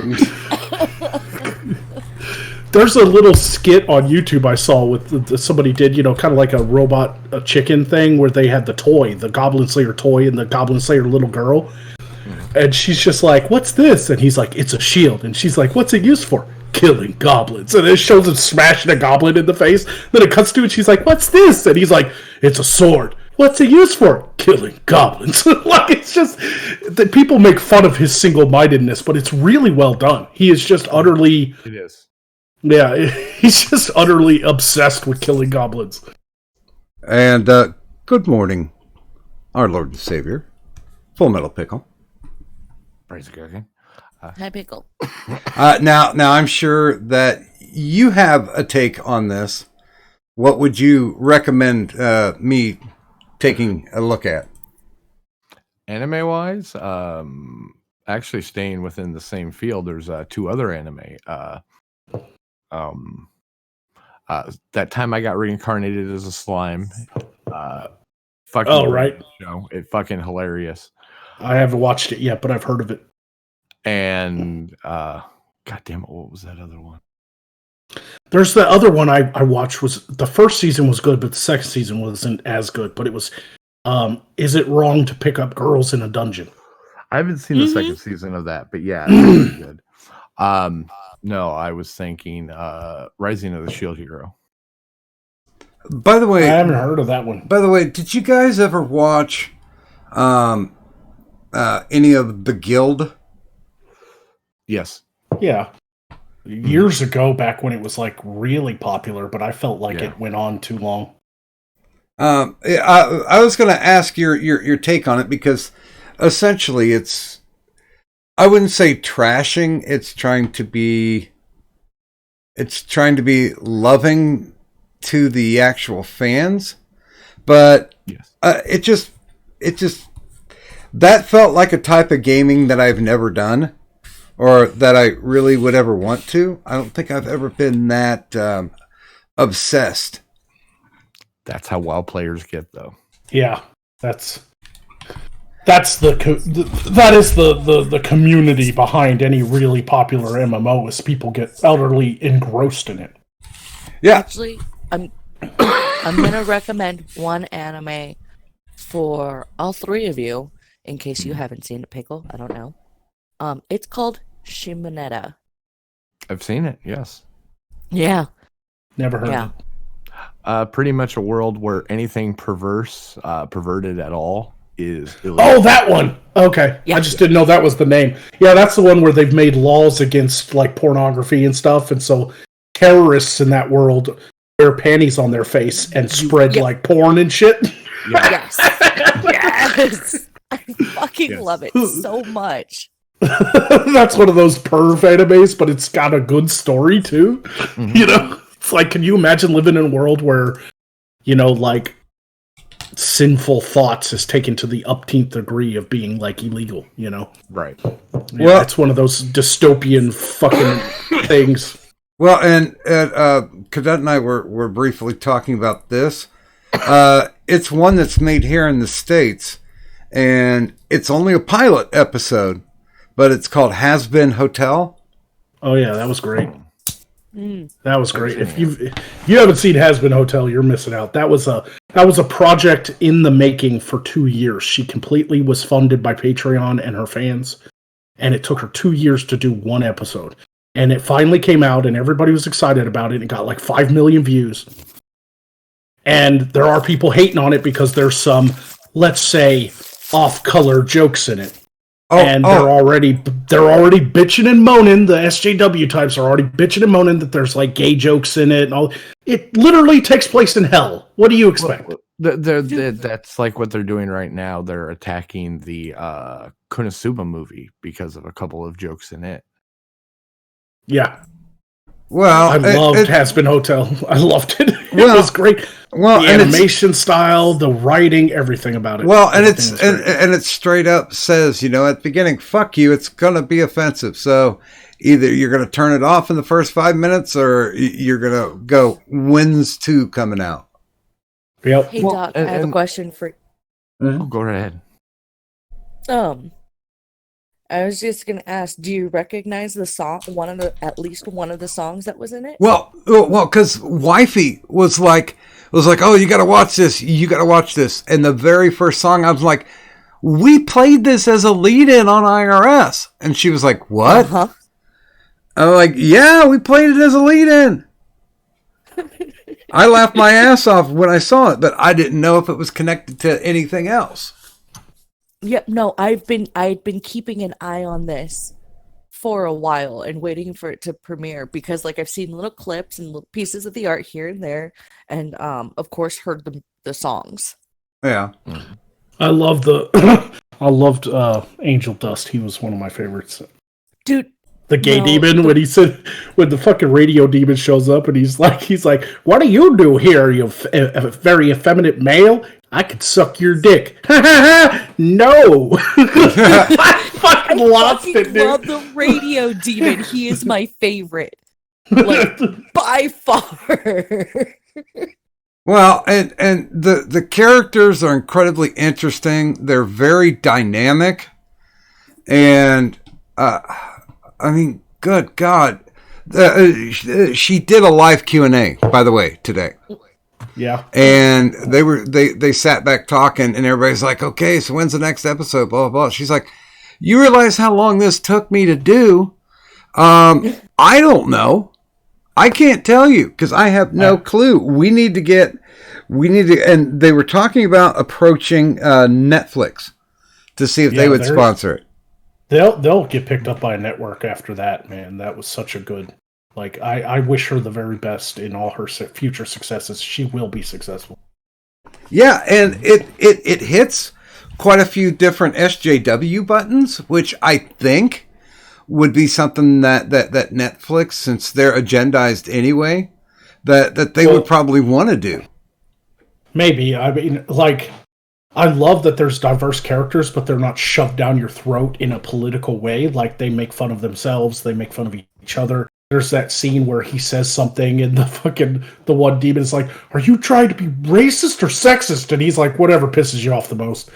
Like, like there's that kind of comedy in it, you know? And it's just like, this is really well balanced, and it's not trying to be one thing or the other. It's just trying to be good. And it works. It completely works. The animation is fluid. The character design is unique. It's got songs. It's got, because, you know, the creator Vivian, she's like a fan of like old musicals like Annie, you know, and stuff. And it's just an amazing blend of almost everything I like in cartoons, done in a really kind of adult comedy way. I imagine great success with her now that. I mean, just look at the success of the pilot episode. I'm sure somebody's looking at it going, we got to get this girl on the phone. Can we give her a contract? Can we get her like a team of animators? You know, can we get like Netflix to pick her up? I really do hope for her success. Well, really you know what it felt like to me, like the anti-Steven Universe. Yeah.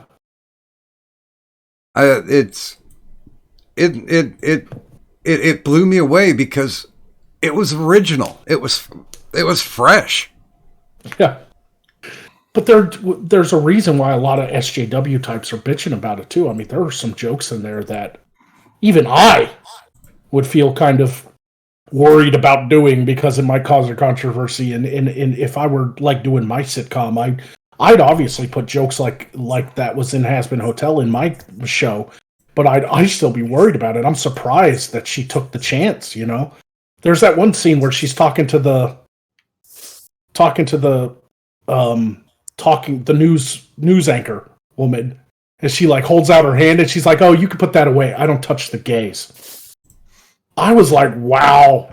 She went there. You know, she fucking went there. Yeah, but I mean, do you guys find, because we were talking about this with movies, that it's in North American animation, let's just put it that way, that once again, they've got a checklist, this mythical checklist, and people are saying, well, you know, in order to be successful, you got to do this, this, and this. Right. I mean, because I'm trying to think of any American products right now that it'd be something like, oh yeah, you got to watch this. I haven't felt that way with animation. Well, I'll make one correction. I still think that the DC animated movies that they're making are killer. Yeah, they're pretty good. Some of them. Some of them blow fuzzy mountain goats. But a lot of the stuff that people end up really liking are independent features like Has Been Hotel, these people that are working outside of Hollywood to make their passion and dream come true. Within Hollywood, there's just 90% of just vapid horseshit because they have like a fucking political checklist that you absolutely must follow or else your product doesn't get funded. And that's why I don't watch any modern shows, because they're always doing something. They're always shoehorning in something. Even if it's not as upfront and in your face as some shows, it's still there. It's like an underlying theme, and it grosses me out. It makes my skin crawl. It's like, okay, we have pretty good episodes, and, you know, I'm watching it like, what was that, that fucking DC show with the robot guy and the Doom Patrol? Yeah. Like, I watched some Doom Patrol, and I was like, this is actually pretty good. It's really well done. And then you get to that episode where, like, the fucking street is a transgendered street. Yeah. And it keeps hopping around the world running from the bigots. And it's like, oh, Jesus Christ. Like, really? Well, but that was in the oh God, who was it? Was it McKean who wrote it, or was it Gaiman? I'm trying to think. It was a really good writer that people normally like, and the moment that showed up, he drew so much fucking fire over it. Because like this is dumb. This is one of the stupidest premise that I've ever heard of. But God, I think it was Gaiman who did that run. But yeah, the basic great thing about comedy is that it's comedic. Not everybody laughs at the same damn thing, but if you can get enough people laughing, isn't it worth it? Yeah, it's comedy subjective, so just do what you're passionate about doing, and if it's successful or not, doesn't matter. At least you did what you wanted to do, and not some corporate asshole telling you what to do. Yeah, and honestly, I'm gonna try and see if I can get her to come on to Doctor on Call, because that'd be cool.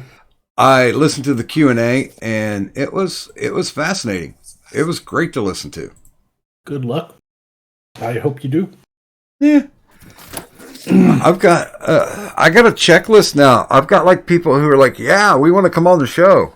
And I'm like, well, fuck, feast or famine. But yeah, I'm sincerely looking forward to getting Doctor on Call back up on its feet, because there's still a lot of goddamn interesting people to talk to. Yeah. Oh, sure. But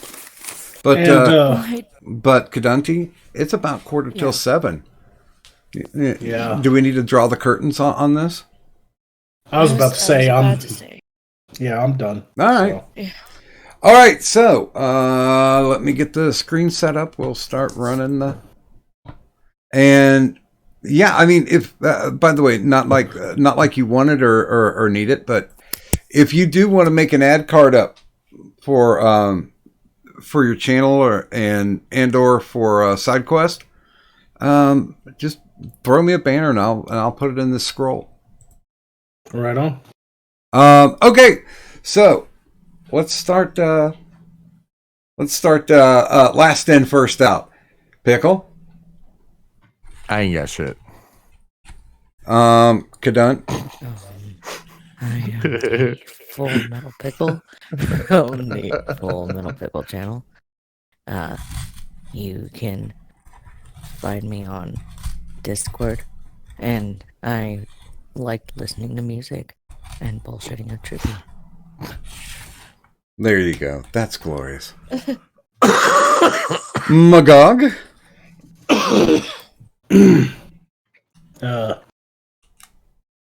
You guys know who I am. I'm Batman. Are there goblins?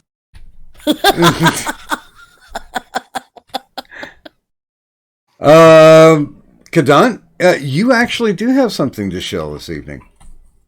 Yeah, I sell loots. There you go. There you go. And weird enough, the graphic just came up as you said that. You sell lewds, not nudes. Not nudes, no. Although there are some nude lewds.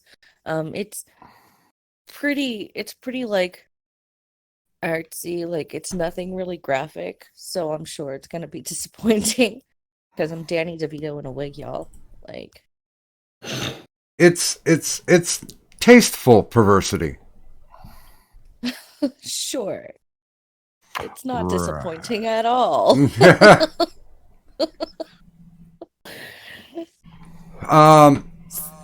Sorry, no twat shots.